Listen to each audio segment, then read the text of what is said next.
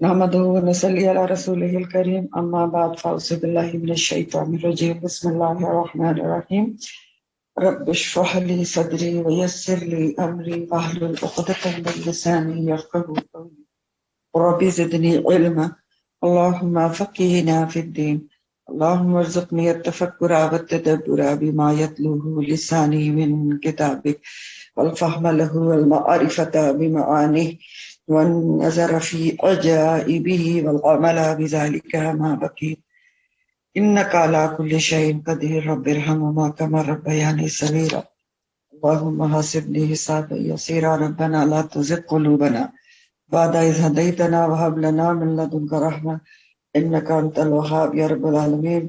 جو تیرے نام سے ملک لیا گیا تو اس کی خصوصی حفاظت فرما، اپنی رحمت کر اور تباہی سے بچا لے یا رب العالمین آمین. چلیں آج کی تفسیر آپ کی سورہ المائدہ آیت نمبر 112 سے 112. سورہ المائدہ 112. تو پچھلی دفعہ سے جو آپ سمجھ لیں کہ سورہ المائدہ کا اینڈ شروع ہوا تھا اور اللہ سبحانہ تعالیٰ نے قیامت کا ایک منظر ویژولائز کرایا تھا کہ یاد کرو یوم یجمع اللہ الرسل فیقول ماذا اجبتم، کہ یہ سب کچھ ہونے والا ہے کہ رسولوں سے سوال ہوگا اور اس کے بعد ہر اول اور آخرین میں سے سوال ہوگا، ہر بندے سے سوال ہوگا. اور رسولوں میں خاص طور پہ عیسیٰ علیہ السلام کا ذکر کیا گیا کہ اللہ تعالیٰ ان کو پہلے ان کے احسانات جو ان پر ہوئے نعمتیں یاد دلائیں گے، سوال بعد میں کریں گے جو آج آپ پڑھیں گے. تو نعمتیں اور احسانات پہلے یاد دلائیں گے کہ میں نے تم پر یہ احسان کیا، اور اس کے بعد سوال ہوگا ان سے. تو اسی سلسلے میں جو نعمتیں اور رحمتیں اللہ تعالیٰ ان کو یاد دلا رہے تھے، اسی چکر میں آپ نے پڑھا تھا کہ اور وہ وقت بھی یاد کرو وَإِذْ أَوْحَيْتُ إِلَى الْحَوَارِيِّينَ أَنْ آمِنُوا بِي وَبِرَسُولِي، کہ وہ وقت بھی یاد کرو عیسیٰ جب ہم نے تمہارے حواریوں کے دل میں وہی القاء کر دی تھی کہ وہ ایمان لے آؤ میرے پر اور اپنے رسول کے اوپر، یعنی میرے رسول یعنی عیسیٰ علیہ السلام پر، اور وہ ایمان لے آئے تھے. انہوں نے کہا قالوا آمنا واشهد بأننا مسلمون. تو آگے چلتے ہیں. اس قال الحواریون، اور جب کہا حواریوں نے، کیا کہا؟ یا عیسیٰ ابن مریم، اے عیسیٰ ابن مریم، حل یستطیع، کیا استطاعت رکھتا ہے رب کا، تیرا رب، کیا تیرا رب یہ استطاعت رکھتا ہے ان ینزلہ، کہ وہ نازل کرے، اتارے، علینا ہم پر، مائدتن ایک خوان یا ایک دسترخوان، من السمائی آسمان سے.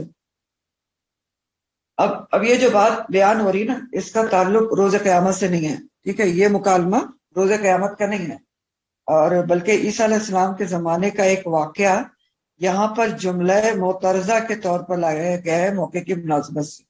جملہ معترضہ کیا ہوتا ہے؟ پہلے بھی آپ کو بتا چکے کہ کوئی بات ایک چل رہی ہوتی ہے اور اللہ سبحانہ تعالیٰ اس کو بیچ میں انٹرپٹ کر کے کچھ کمنٹ کرتے ہیں اور اس کے بعد وہی بات کنٹینیو ہو جاتی ہے. تو یہاں بھی یہی کہ روز قیامت کا ذکر چل رہا تھا، لیکن بیچ میں ایک دنیا کا واقعہ بیان کیا جا رہا ہے جو عیسیٰ علیہ السلام کے حواریوں سے تعلق رکھتا ہے، ٹھیک ہے؟ اور پھر بات وہیں سے کنٹینیو ہوگی جو قیامت کا حال تھا.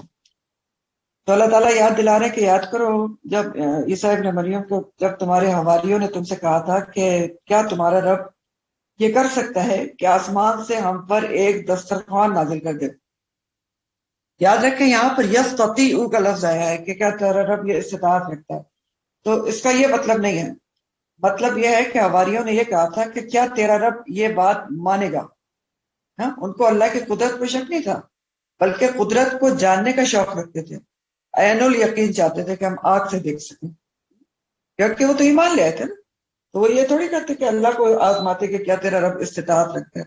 ہاں، وہ تو ان کو یہ شوق تھا، استطاعت بھی دیکھنا چاہتے تھے اللہ تعالیٰ کی، بلکہ اس کا معنی ہے کہ کیا تیرا رب یہ بات مان لے گا کہ ہمارے اوپر ایک دسترخوان اتار دے. اور ایک اور بات کا دوبارہ یہاں سے آپ کو ثبوت ملتا ہے کہ عیسیٰ علیہ السلام کے حواریوں نے اسلام قبول کیا تھا اور وہ عیسیٰ کو اللہ کا بیٹا یہ اعلان نہیں سمجھتے تھے. کیوں؟ کیسے پتا چل رہا ہے کہ ورنہ ان کا یہ انداز نہیں ہوتا کہ آپ اپنے رب سے پوچھیں کہ کیا وہ ہم کو ہمارے پر مائدہ اتار سکتا ہے. وہ ڈائریکٹ عیسیٰ علیہ السلام سے کہتا ہے نا، اگر الہ سمجھتے ہوتے بھئی آپ بتائیں کہ آپ اتار سکتے ہیں، آپ کی قدرت میں ہے. تو بہرحال حواریوں نے مائدہ کی فرمائش کی. تو بات یہ تھی کہ وہ ایمان تو لے آئے تھے، مان گئے بأننا من المسلمون، لیکن تھے تو بنی اسرائیل میں سے تھے. بنی اسرائیل آپ کو پتا ہے کوئی بات بہت آسانی سے نہیں مانتے تھے، تو انہوں نے بھی ایک شرط لگا دی، شرط کہہ لیں یا ایک شوق تھا، ایک فرمائش کر دی، مطالبہ کر دیا کہ ہم پر ذرا دسترخوان اترے۔ تو موسیٰ علیہ السلام سے بھی تو انہوں نے کہا تھا، اگر آپ کو یاد ہو، کہ ہم ایک کھانے پر صبر نہیں کر سکتے، تعامن واحدہ، تو آپ دعا کریں اللہ تعالیٰ سے کہ زمین ہمارے لیے اگائے، بسلیہ فومیہ وادسیہ، ککڑیاں اور سبزیاں اور پیاز لہسن وغیرہ اگائے۔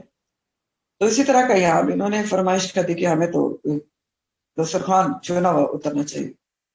اصل میں جو مائدہ کا لفظ ہے نا، اس کے معنی ہوتے ہیں بڑا ایک خوان، یا آپ جس کو انگریزی میں ٹرے کہتے ہیں، بڑی سینی یا تھال یا ٹرے یا دسترخوان، یا دسترخوان پر چنے ہوئے کھانے کو بھی مائدہ کہتے ہیں، اور اسی پر سورہ کا نام ہے المائدہ، خاص دسترخوان۔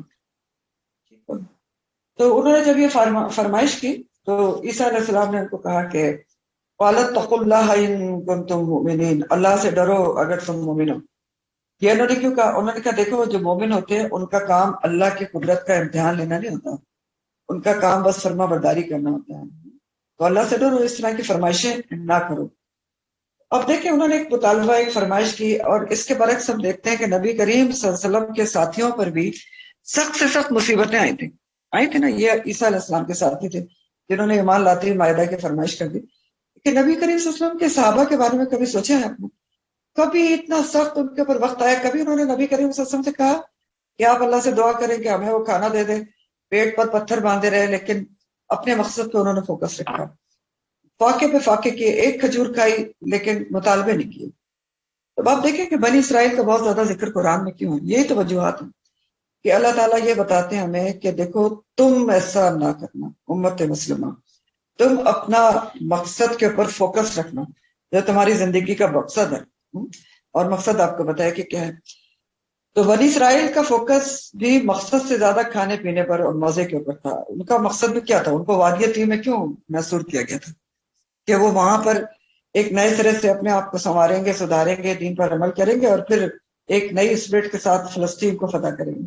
لیکن وہاں بھی وہ مقصدیت کو بھول گئے، وہاں بھی ان کو پیاز لہسن ککڑی یاد آتی تھی، اور کھانے پر زیادہ ان کا فوکس تھا۔ تو اگر آج بھی آپ سوچیں نا تھوڑا سا، تو آج بھی قرآن کی طرف بلانے کے لیے بھی کھانے کی اٹریکشنز رکھنا پڑتی ہے لوگوں کو۔ جب آپ کو قرآن کی گیدرنگ کریں نا جو بڑے پیمانے پر ہوتی ہے، تو اس کے نیچے لکھنا پڑتا ہے چھوٹا سا ریفریشمنٹ بھی، نہیں لکھتے تو لوگ کہتے ہیں کہ ڈرائی محفل کیا کریں گے جا کے۔ لیکن یاد رکھیں، یہ بہت پتے کی بات آپ کو بتا رہے ہیں جو ہمیں بھی سکھائی گئی تھی، کہ قرآن کی جو درس و تدریس ہوتی ہے نا، اس میں ہر وقت ہر دفعہ کھانا اور پینا یہ سب کچھ نہیں ہونا چاہیے۔ کیوں؟ کیونکہ اس میں بھی پھر یہ ایک احتمال رہتا ہے کہ انسان کا فوکس ہٹ کے کھانے پینے کی طرف ہو جائے، اس سے فکر رہے کہ اس دفعہ کیا پکانا اور اس دفعہ کیا ہونا، اور اس لیے زیادہ کھانے پینے کی طرف دھیان نہیں ہونا چاہیے، مقصدیت کی طرف دھیان رکھنا چاہیے۔ اور یہ بھی قرآن جب آپ کورس کرتے ہیں تو اس میں یہ چیز بھی سکھائی جاتی ہے۔ تو دوسری بات یہ ہے کہ خواتین کو ویسے بھی خاص طور پر اپنی زندگی کے مقصد کو ضرور یاد رکھنا چاہیے کہ مجھے پیدا کس لیے کیا گیا ہے، اور اس چیزوں کے پیچھے لگ کے کہ آج کیا پکنا ہے، اور صبح سے یہی سوچا جائے، اور پھر نئی ریسیپی ٹرائی کرنی ہے، اور بس کھانا اور کچن، اس سے تھوڑا سا اٹھ کے سوچنا چاہیے کہ میری زندگی کا مقصد کیا ہے۔ آپ کو یہ نہیں کہا جا رہا کہ آپ اپنے گھر والوں کے لیے کھانا نہ پکائیں، خدا نہ کرے ایسی کوئی بات نہیں کی جائے، ضرور پکائیں، نئی چیزیں بھی ٹرائی کریں، سب کچھ کریں، لیکن فوکس اپنے مقصد پر بھی ضرور رکھیں کہ میں نے آخرت میں خود ہی اللہ تعالیٰ کو فیس کرنا ہے، تو میں اپنی آخرت کا بھی خیال کروں۔ تو بہرحال جو انہوں نے المائدہ کی فرمائش کی، تو ان کو سمجھایا عیسیٰ علیہ السلام نے کہ قالت اتقوا اللہ ان کنتم مؤمنین، لیکن حواری جو ہے وہ اپنے مطالبے کی پھر 4 وجوہات بتاتے ہیں۔ وہ کہتے ہیں نہیں، ہمیں اللہ تعالیٰ پہ ہمیں پورا ایمان ہے، اور ہمارا مقصد جو ہے اللہ تعالیٰ کا امتحان، قدرت کا امتحان نہیں ہے، بلکہ وہ 4 پھر وجوہات بتاتے ہیں کہ ہم کیوں مائدہ مانگ رہے ہیں۔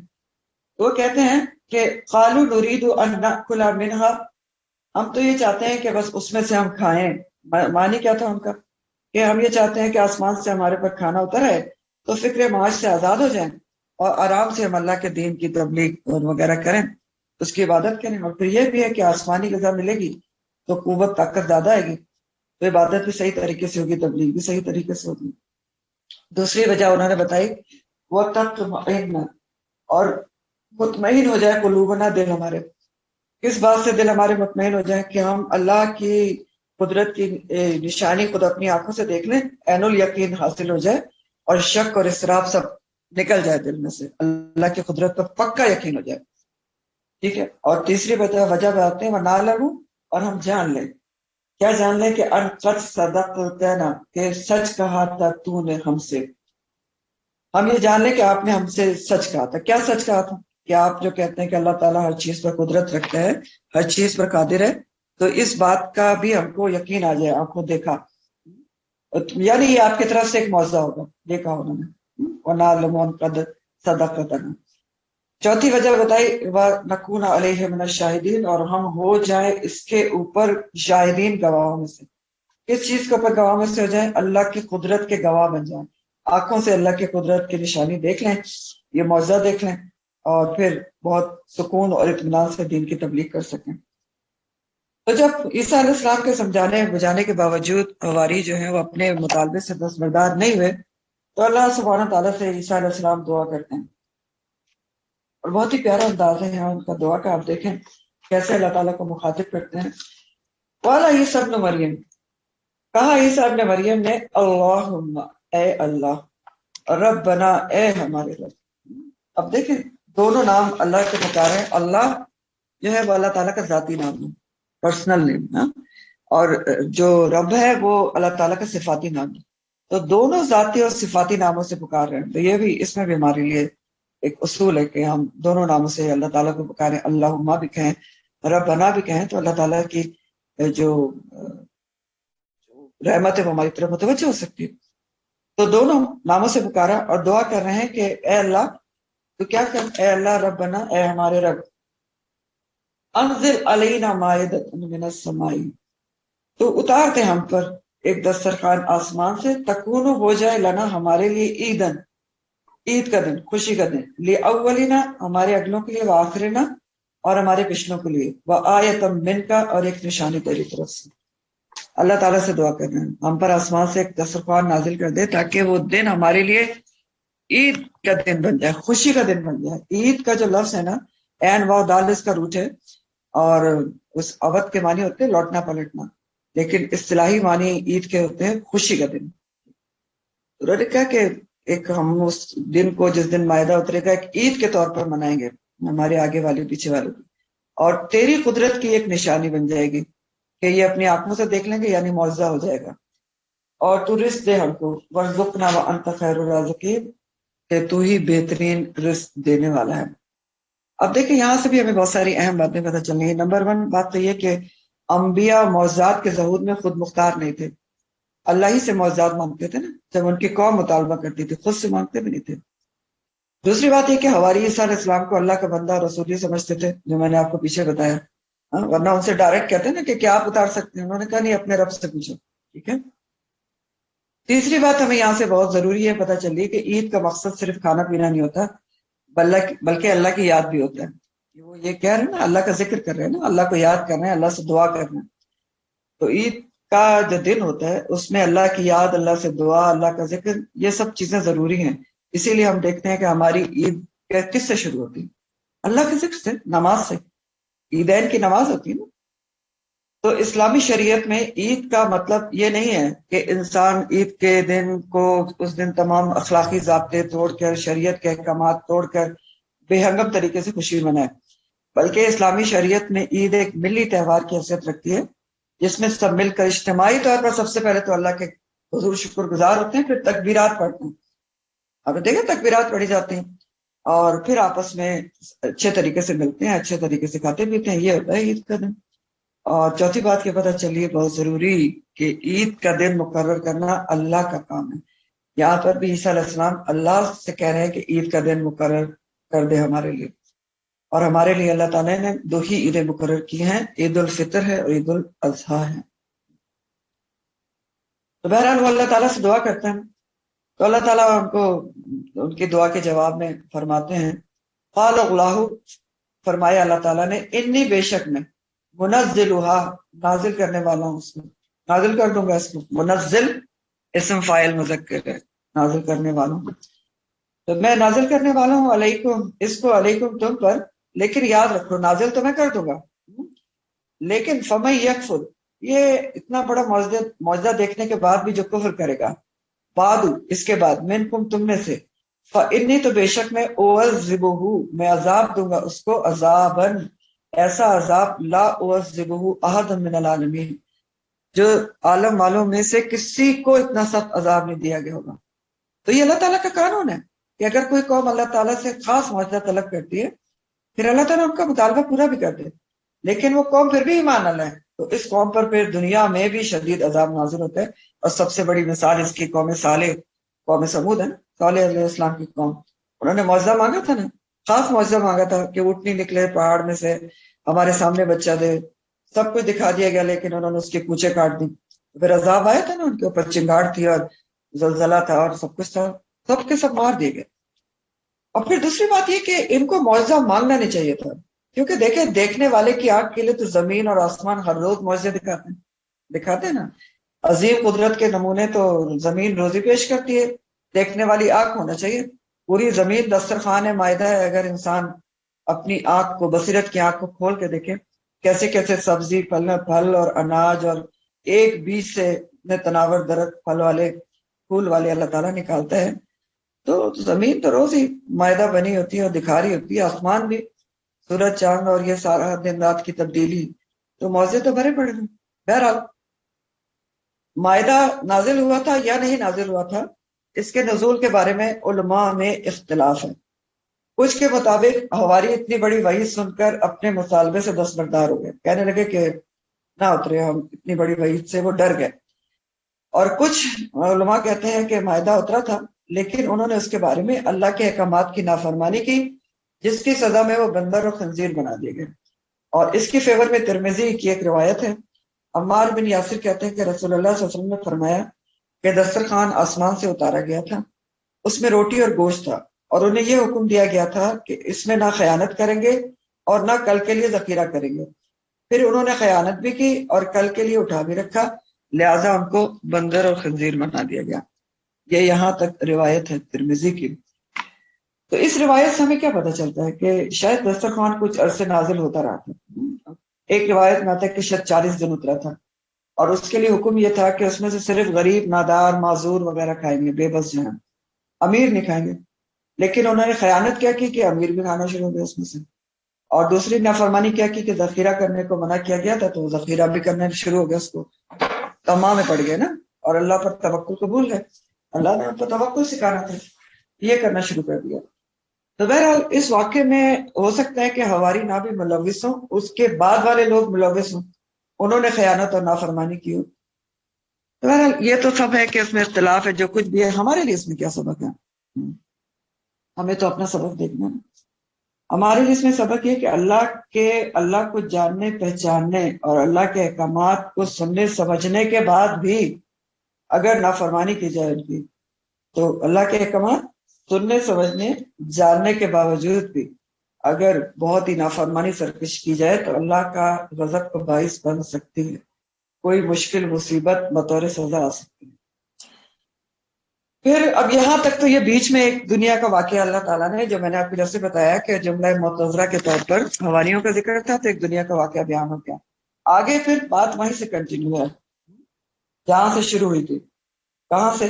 یوم یجمع اللہ رسول، جس دن اللہ تعالیٰ جمع کرے گا رسولوں کو، تو وہاں سے جڑی ہوئی بات ہے کہ وَإِذْ قَالَ اللَّهُ، اور جب کہے گا اللہ تعالیٰ، کیا کہے گا اللہ تعالیٰ؟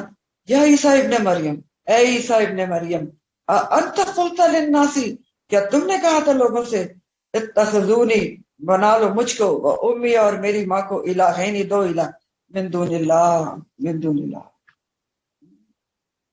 وہی قیامت کا منظر ہے جس کی بات پہلے جہاں سے شروع ہوئی تھی۔ اللہ تعالیٰ عیسیٰ علیہ السلام کو ان پر اور ان کی والدہ پر کیے ہوئے احسانات پہلے یاد دلائیں گے، انعامات یاد دلائیں گے، پھر سوال ہوگا۔ اور سوال کیا کر رہے ہیں؟ اولین اور آخرین کے سامنے ساری دنیا کے لوگ موجود ہیں، اور عیسیٰ علیہ السلام جیسے چنے ہوئے اولو العزم پیغمبر سے یہ جلالی انداز ہے۔ ہاں عیسیٰ، تم بتاؤ، کیا تم نے کہا تھا لوگوں سے کہ بنا لو مجھ کو اور میری ماں کو دو الہ؟ لیکن یاد رکھیں کہ یہ انداز عیسیٰ علیہ السلام کی وجہ سے نہیں ہے، بلکہ اللہ تعالیٰ ان کی قوم کے غلط عقائد کی جو سرزنش ہے نا وہ ان کے نبی کے سامنے کریں گے۔ یہ انداز، سخت انداز نصارہ پہ اتمام حجت کے لیے ہے کہ ان کے سامنے، قوم کے سامنے ان کے نبی ان کی تردید کریں گے، ان کے نبی سے، عیسیٰ علیہ السلام سے ان کی تردید کروائی جائے گی۔ تو بہرحال اللہ تعالیٰ کہیں گے عیسیٰ ابن مریم کیا تم نے لوگوں سے کہا تھا کہ مجھے اور میری ماں کو دو الہ بنا لو؟ تو عیسیٰ علیہ السلام کانپ اٹھیں گے، ہمیں نظر آ رہا ہے ایک جلالی انداز ہے، کانپ اٹھیں گے، تھر تھرا اٹھیں گے، اور تفاسیر میں لکھا ہے کہ ان کے رونگٹے کھڑے ہو جائیں گے، ہر رونگٹے کی جگہ سے خون نکل آئے گا۔ اور اللہ تعالیٰ کے اس انداز پہ، اس سوال کرنے کے انداز پہ، یہ حال ہوگا ایک پیغمبر کا، اللہ تعالیٰ کے جلیل القدر پیغمبر کا۔ یہاں ہمارے بھی سوچنے کی بات، ہم سے بھی سوال ہوگا، ہر ایک سے سوال ہوگا۔ ہاں بتاؤ بھائی، بتاؤ بھائی سائڈ پہ آفشا بیگم، تم کو بھی بہت ساری نعمتیں دی گئی تھے، اس نعمت کا کیا کیا، اس نعمت کا کیا کیا؟ تم پہ بھی نعمت ہوئی تھی اور تمہارے والدین پہ بھی ہوئی تھی، تو تم نے اس کا کیا کیا، کیسے استعمال کیا؟ عمر تم نے کہاں گزاری؟ قرآن کتنا پڑھا، کتنا پڑھایا، کتنا عمل کیا؟ مال کہاں سے کمایا، کہاں خرچ کیا؟ تو سوال تو مجھ سے، آپ سے، ہر کسی سے ہوگا۔ ہمارا کیا حال ہوگا، کیا حال ہوگا، کیا حشر ہوگا، کیا جواب دیں گے، کیسے دیں گے، کیا کریں گے؟ یہ ہمارے سوچنے کی بات ہے کہ ہم سوچیں۔ تو بہرحال عیسیٰ علیہ السلام کہیں گے قال سبحانک، وہ کہیں گے پاک ہے تو، ما یکون، نہیں ہے، لی میرے لیے، ان اقول ما لیس لی بحق، میرے لیے تو جائز ہی نہیں ہے، مجھے یہ حق ہی نہیں ہے کہ میں ایسی بات کہوں جس کا مجھے، یہ جائز ہی نہیں، مجھے لائق ہی نہیں ہے، میں کہہ ہی نہیں سکتا ایسی بات جس کا مجھے حق ہی نہیں ہے کہنے کا، مجھے زیب ہی نہیں دیتی۔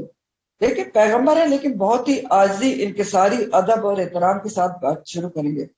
اللہ کے چنے ہوئے بندے ہیں، پہلے اللہ تعالیٰ کی حمد و ثنا اور پاکی بیان کریں گے۔ سبحان کا مطلب کیا ہوتا ہے؟ اللہ کی پاکی بیان کرنا، کہ اللہ سبحانہ تعالیٰ ہر عیب، نقص اور کمزوری سے پاک ہے۔ کہیں گے اللہ تعالیٰ تو پاک ہے ہر عیب، کمزوری اور نقص سے، میں ایسی بات کیسے کر سکتا ہوں کہ میں الہ ہوں؟ میرا تو یہ حق ہی نہیں، میرے پاس تو حق عبادت ہے ہی نہیں، الوہیت، ربوبیت، وحدانیت سب تیرے لیے ہے۔ تو میں نے تو ایسا بالکل بھی نہیں کہا، میں ایسی ناحق بات کہہ ہی نہیں سکتا، اور اگر ان کن تو، اگر ہوتا، میں قل تو ہوں، کہا ہوتا میں نے اس بات کو، فقط علمتا ہو، تو جانتا ہے اس بات کو، یعنی اگر میں نے کہا ہوتا تو تجھ کو معلوم ہوتا۔ کیوں معلوم ہوتا؟ کیونکہ تعلم ما فی نفسی، کیونکہ تو جانتا ہے جو میرے نفس میں ہے، ولا عالم ما فی نفسک، اور میں نہیں جانتا جو تیرے نفس میں۔ تو وہ ایک دلیل دیتے ہیں کہ یا اللہ دیکھیں میں نے تو ایسی کوئی بات ہی نہیں کہی، اور اگر میں نے کہا ہوتا تو آپ کو پتا ہوتا، کیونکہ آپ تو جانتے ہیں دلوں کے حال اور نیتوں کے بھید، تو میں نے کہا ہوتا تو آپ کو پتا ہوتا، میں نے تو نہیں کہا۔ تو آپ تو میرے دل کا حال جانتے ہیں، آپ کو پتا چل جاتا، اور میں نہیں جانتا کہ آپ کے دل میں کیا ہے، یعنی میں عالم غیب نہیں جانتا۔ تو یہاں پر بھی آپ دیکھیں کہ ہمارے لیے ایک بہترین اصول نکلتا ہے کہ دلوں کے بھید جو ہوتے ہیں نا، معافی نفس، وہ صرف اللہ جانتا ہے۔ دلوں میں کیا ہے کسی کے، وہ کون جانتا ہے؟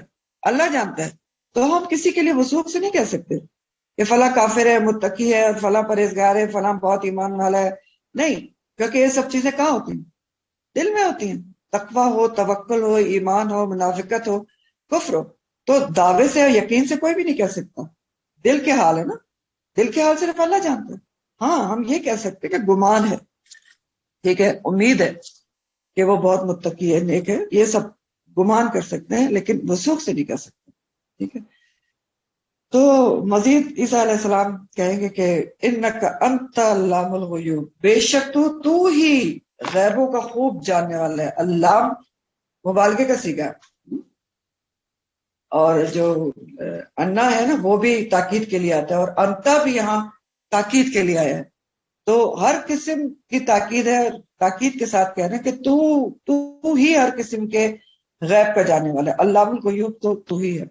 تو یہاں بھی اگر آپ دیکھیں تو اللہ، یہ عیسیٰ علیہ السلام دلیل ہی دے رہے ہیں کہ میں الہ کیسے ہو سکتا ہوں، مجھے تو غیب کا پتہ ہی نہیں، ہاں مجھے تو نہیں پتا کہ میری قوم نے میرے جانے کے بعد کیا، میں تو کسی کے دل کا حال نہیں جانتا، میں نہیں جانتا کہ کسی کے دل میں کیا ہے، تو جانتا ہے۔ معافی نفس کے لوگوں کے دلوں میں کیا ہے. تو الہ تو وہی ہو سکتا ہے جو غیب کا علم جانتا ہو، جو دلوں کے حال جانتا ہو. تو مجھے تو نہیں پتا، تو میں تو الہ ہو نہیں سکتا. ٹھیک ہے نا.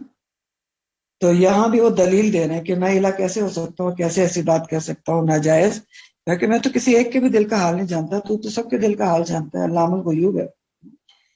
اور یہاں بھی ہمارے لیے لیسن ہے کہ غیب کا علم کوئی بھی نہیں جانتا. انبیاء کو کسی حد تک دیا گیا تھا، نبی کریم صلی اللہ علیہ وسلم کو جیسے دکھایا گیا تھا، لیکن وہ بھی جتنا اللہ نے چاہا تھا.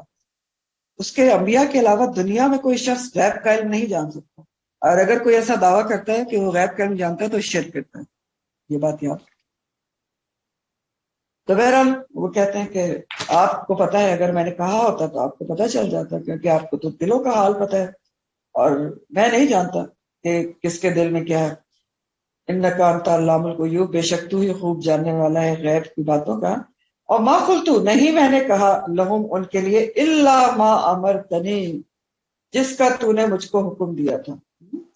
میں نے ان لوگوں سے وہی کہا تھا جس کا تو نے مجھے کہنے کا حکم دیا تھا. تو آپ دیکھیں کہ بہت ہی نپت اللہ انداز ہے، بہت ہی خوبصورت انداز سے بات کرنا کہ میں نے تو صرف ان سے وہی کہا تھا جو تو نے مجھے کہنے کا حکم دیا تھا. اور تو نے حکم کیا دیا تھا؟ اور جو میں کہتا رہا ان سے کہ آنے عبد اللہ، عبادت کرو اللہ کی، ایک اللہ کی، رب بھی جو میرا بھی رب ہے اور تمہارا بھی رب ہے، ربکم. تو نے یہ کہنے کا حکم دیا تھا اور میں ان کو یہی حکم دیتا رہا اور یہی ان سے کرواتا رہا کہ ہر طرح کی عبادت، ہما وقت غلامی، بندگی صرف اللہ کی کرو، ہر چیز میں اللہ کا کہنا مانو. اور بات یہ ہے کہ جب تک میں ان میں رہا، وَكُنْتُ، اور تھا میں علیہم ان پر شہید گواہ، ما دمت فیہم، جب تک میں اپنی قوم میں موجود رہا تو میں ان کے اوپر نگران تھا. گواہ کے معنی کہ نگران تھا.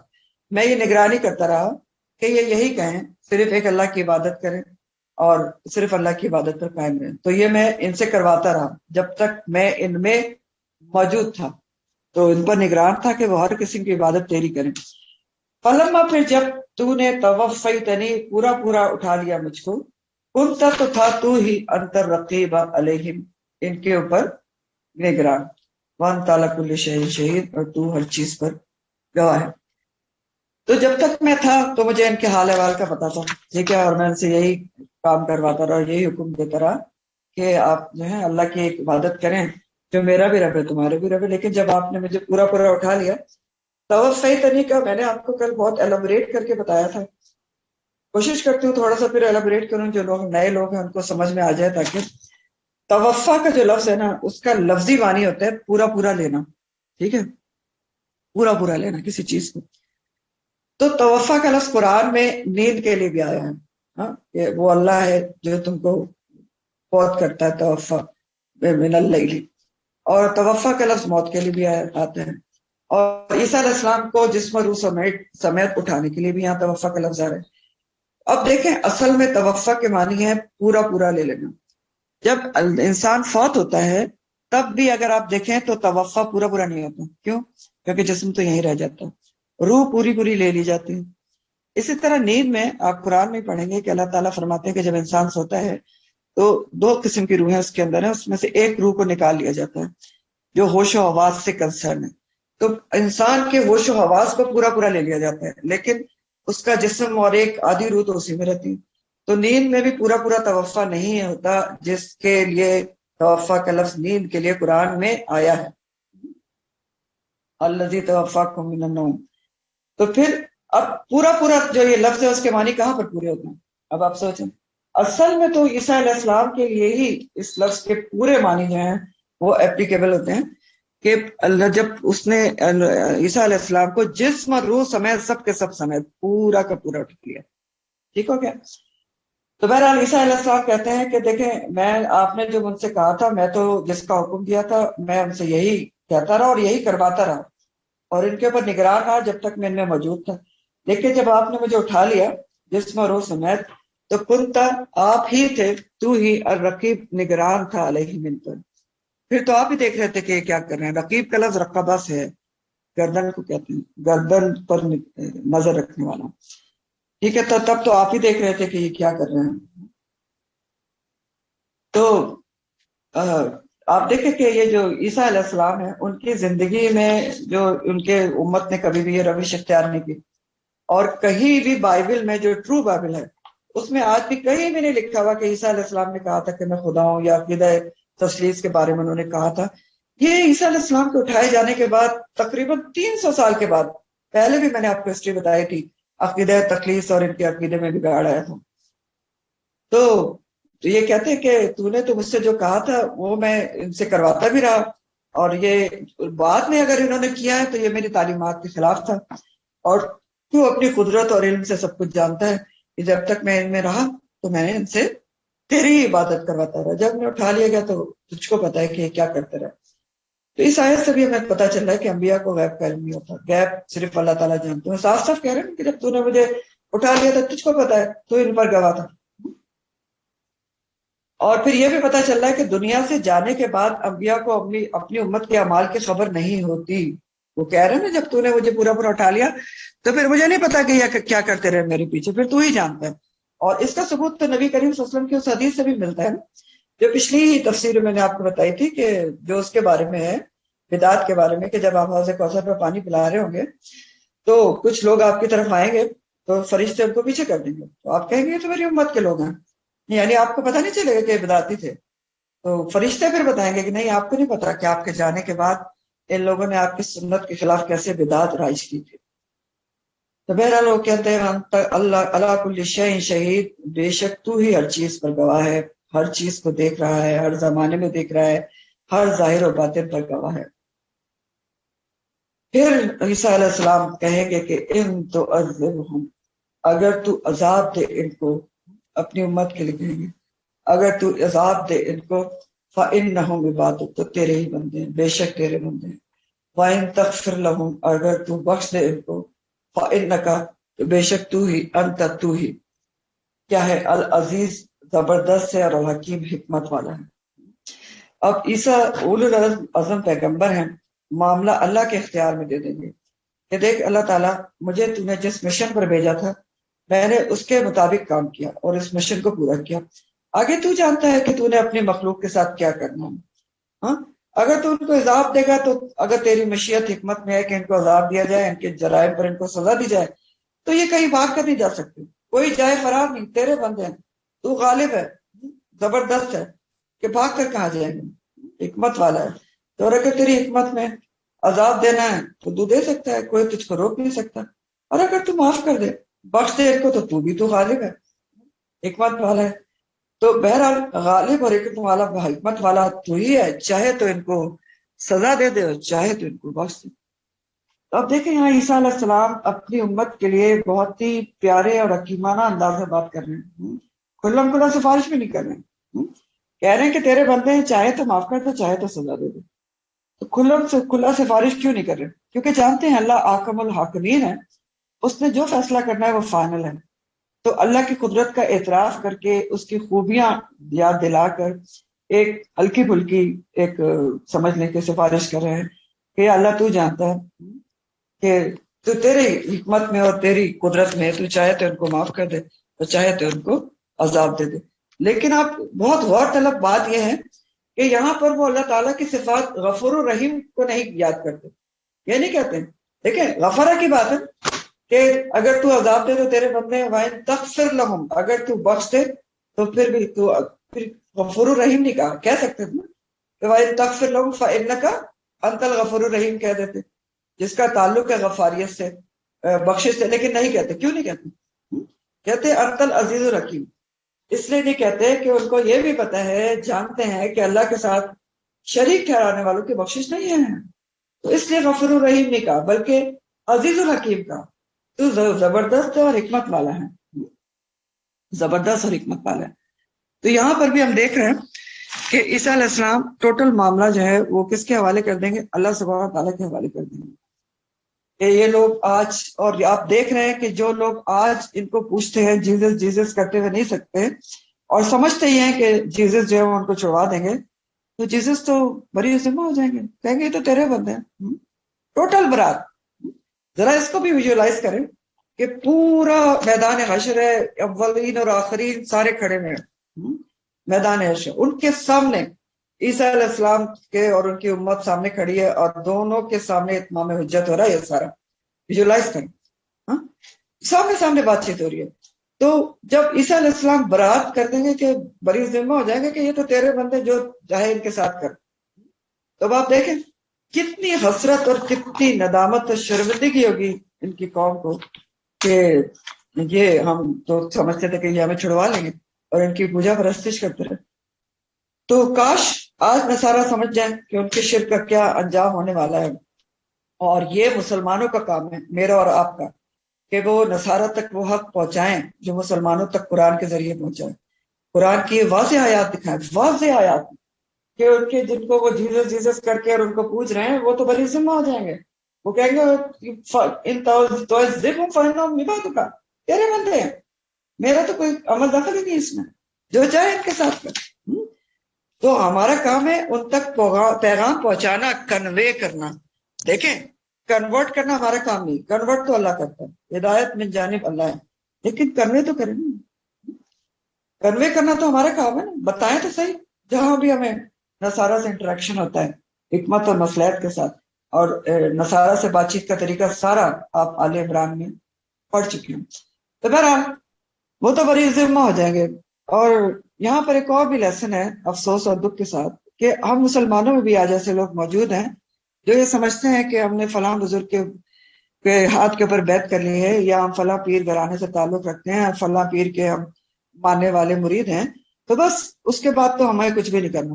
وہ جو پیر صاحب ہیں نا وہ ہمیں دامن پکڑ کے جنت میں لے جائیں گے چاہے ہم کچھ بھی کرتے رہیں.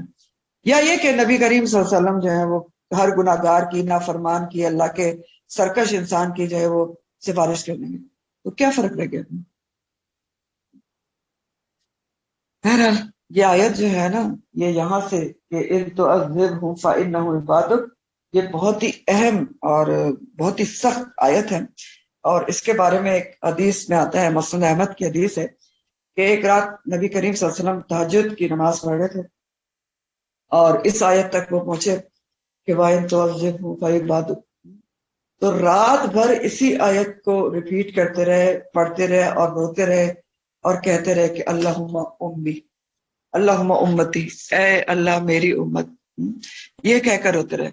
تو پھر اللہ سبحانہ تعالیٰ نے اتنا گریہ وزاری دیکھ کر ان کو جبرائیل علیہ السلام کو بھیجا ان کے پاس کہ رسول اللہ صلی اللہ علیہ وسلم سے کہو کہ افسردہ نہ ہو، ہم تمہیں امت کے بارے میں راضی کر دیں گے. تو اب اس کا یہ مطلب بھی نہیں ہے، یہاں تک تو روایت کے الفاظ تھے کہ ہمیں کوئی کلین چٹ مل گئی ہمیں بھی نصارہ کی طرح کہ ہم جو جائے کریں تو اللہ تعالیٰ نے کہہ دیا کہ راضی کریں گے. نہیں، اس کا یہ مطلب نہیں ہے. اس کا مطلب یہ ہے کہ امت مسلمہ میں کثرت سے ایسے لوگ ابھی بھی موجود ہیں نا، مطلب موجود ہیں جو کم از کم نبی کریم صلی اللہ علیہ وسلم کو الہ تو نہیں کہتے نا، تو بچت کا راستہ موجود ہے. لیکن ہمارے اس جگہ پر سوچنے کی ایک اور بہت اہم بات ہے کہ نبی کریم صلی اللہ علیہ وسلم اس آیت پر اٹک گئے، ساری رات روتے رہے کہ یہ تیرے بندے، چاہے تو عذاب دے اور چاہے تو ان کو بخش دے. اور اللہم امتی کہہ کے روتے رہے. اتنا پیار تھا، اتنی تڑپ تھی آپ کو اپنی امت کی نجات کی. تو امت ذرا سوچے اپنے دلوں میں جا کے کہ ہم کو اللہ کے رسول سے کتنی کوئی محبت ہے، کتنا ہم ان کی سنت کے لیے تڑپتے ہیں، کتنا ہم ان کا اتباع کرنے کی طلب و تڑپ رکھتے ہیں. سوچے ذرا ہم بھی، یہ ان کی محبت کا عالم تھا. آخری لمحے بھی انہوں نے کہا تھا کہ میں جب جاؤں گا، جب پہلے بتاؤ پوچھ کر آؤ کہ اللہ تعالیٰ میری امت کے ساتھ کیا معاملہ کرے گا. امت کا کیا حال ہے؟ امت کہتی ہے کہ سنتی تو ہے، لائٹ لیتی ہے سنت کو. یہ امت کا حال ہے، افسوس کے ساتھ دکھ رہا ہے دل یہ کہتی ہے. امت کہتی کون سا فرض ہے؟ سنتی تو ہے. یہ تھا نبی کا حال صلی اللہ علیہ وسلم، ساری رات روتے رہے، اپنی امت کے لیے تڑپتے رہے. تو ذرا امت سوچے، اپنے دلوں پر ہاتھ رکھے کہ کتنی ایمان ہی مکمل نہیں ہوتا جب تک آپ کی محبت سارے رشتوں سے اوپر نہ آ جائے. کتنا مکمل ہے ہمارا ایمان اگر ہم یہ کہتے ہیں کہ اچھا سنت ہی تو ہے، بعد میں دیکھی جائے گی، پہلے فرض تو پورا کر لیں. 1000 دفعہ آپ کو بتاتا ہوں فرائض پورے ہی نہیں ہو سکتے جب تک آپ سنت نہ چلیں. مجھے کوئی فرض بتا دیں جو بغیر سنت کے پورا ہو جاتا ہے. بہرحال عیسیٰ علیہ السلام اللہ پورا معاملہ ٹوٹل جو ہے اللہ سبحانہ تعالیٰ کے سپورٹ کر دیں گے، کہیں گے تیرے بندے ہیں، تو عزیز اور حکیم ہے، جو چاہے کر. اللہ سبحانہ تعالیٰ ان کی اس استدعا کے جواب میں کیا فرمائیں گے؟ بہت ہی خوبصورت جواب ہے. اللہ تعالیٰ فرمائیں گے قال اللہ हाजा यौम, ये दिन, आज का दिन, कौन सा दिन, यौम कयामत का जिक्र हो रहा है। यनफउ, नफा देगा अस्सादिकीन सिद्कुहुम, आज का दिन तो सिर्फ सच्चों को उनकी सच्चाई नफा देगी। ये अल्लाह ताला का जवाब होगा। आज का दिन तो अदलो इंसाफ का दिन है ईसा, आज सिर्फ सच्ची बात ही सच्चों को फायदा देगी। आज का दिन सच्चे लोगों को उनकी सच्चाई फायदा देगी, नफा देगी, जिन्होंने जिंदगी भर सच्चाई का साथ दिया।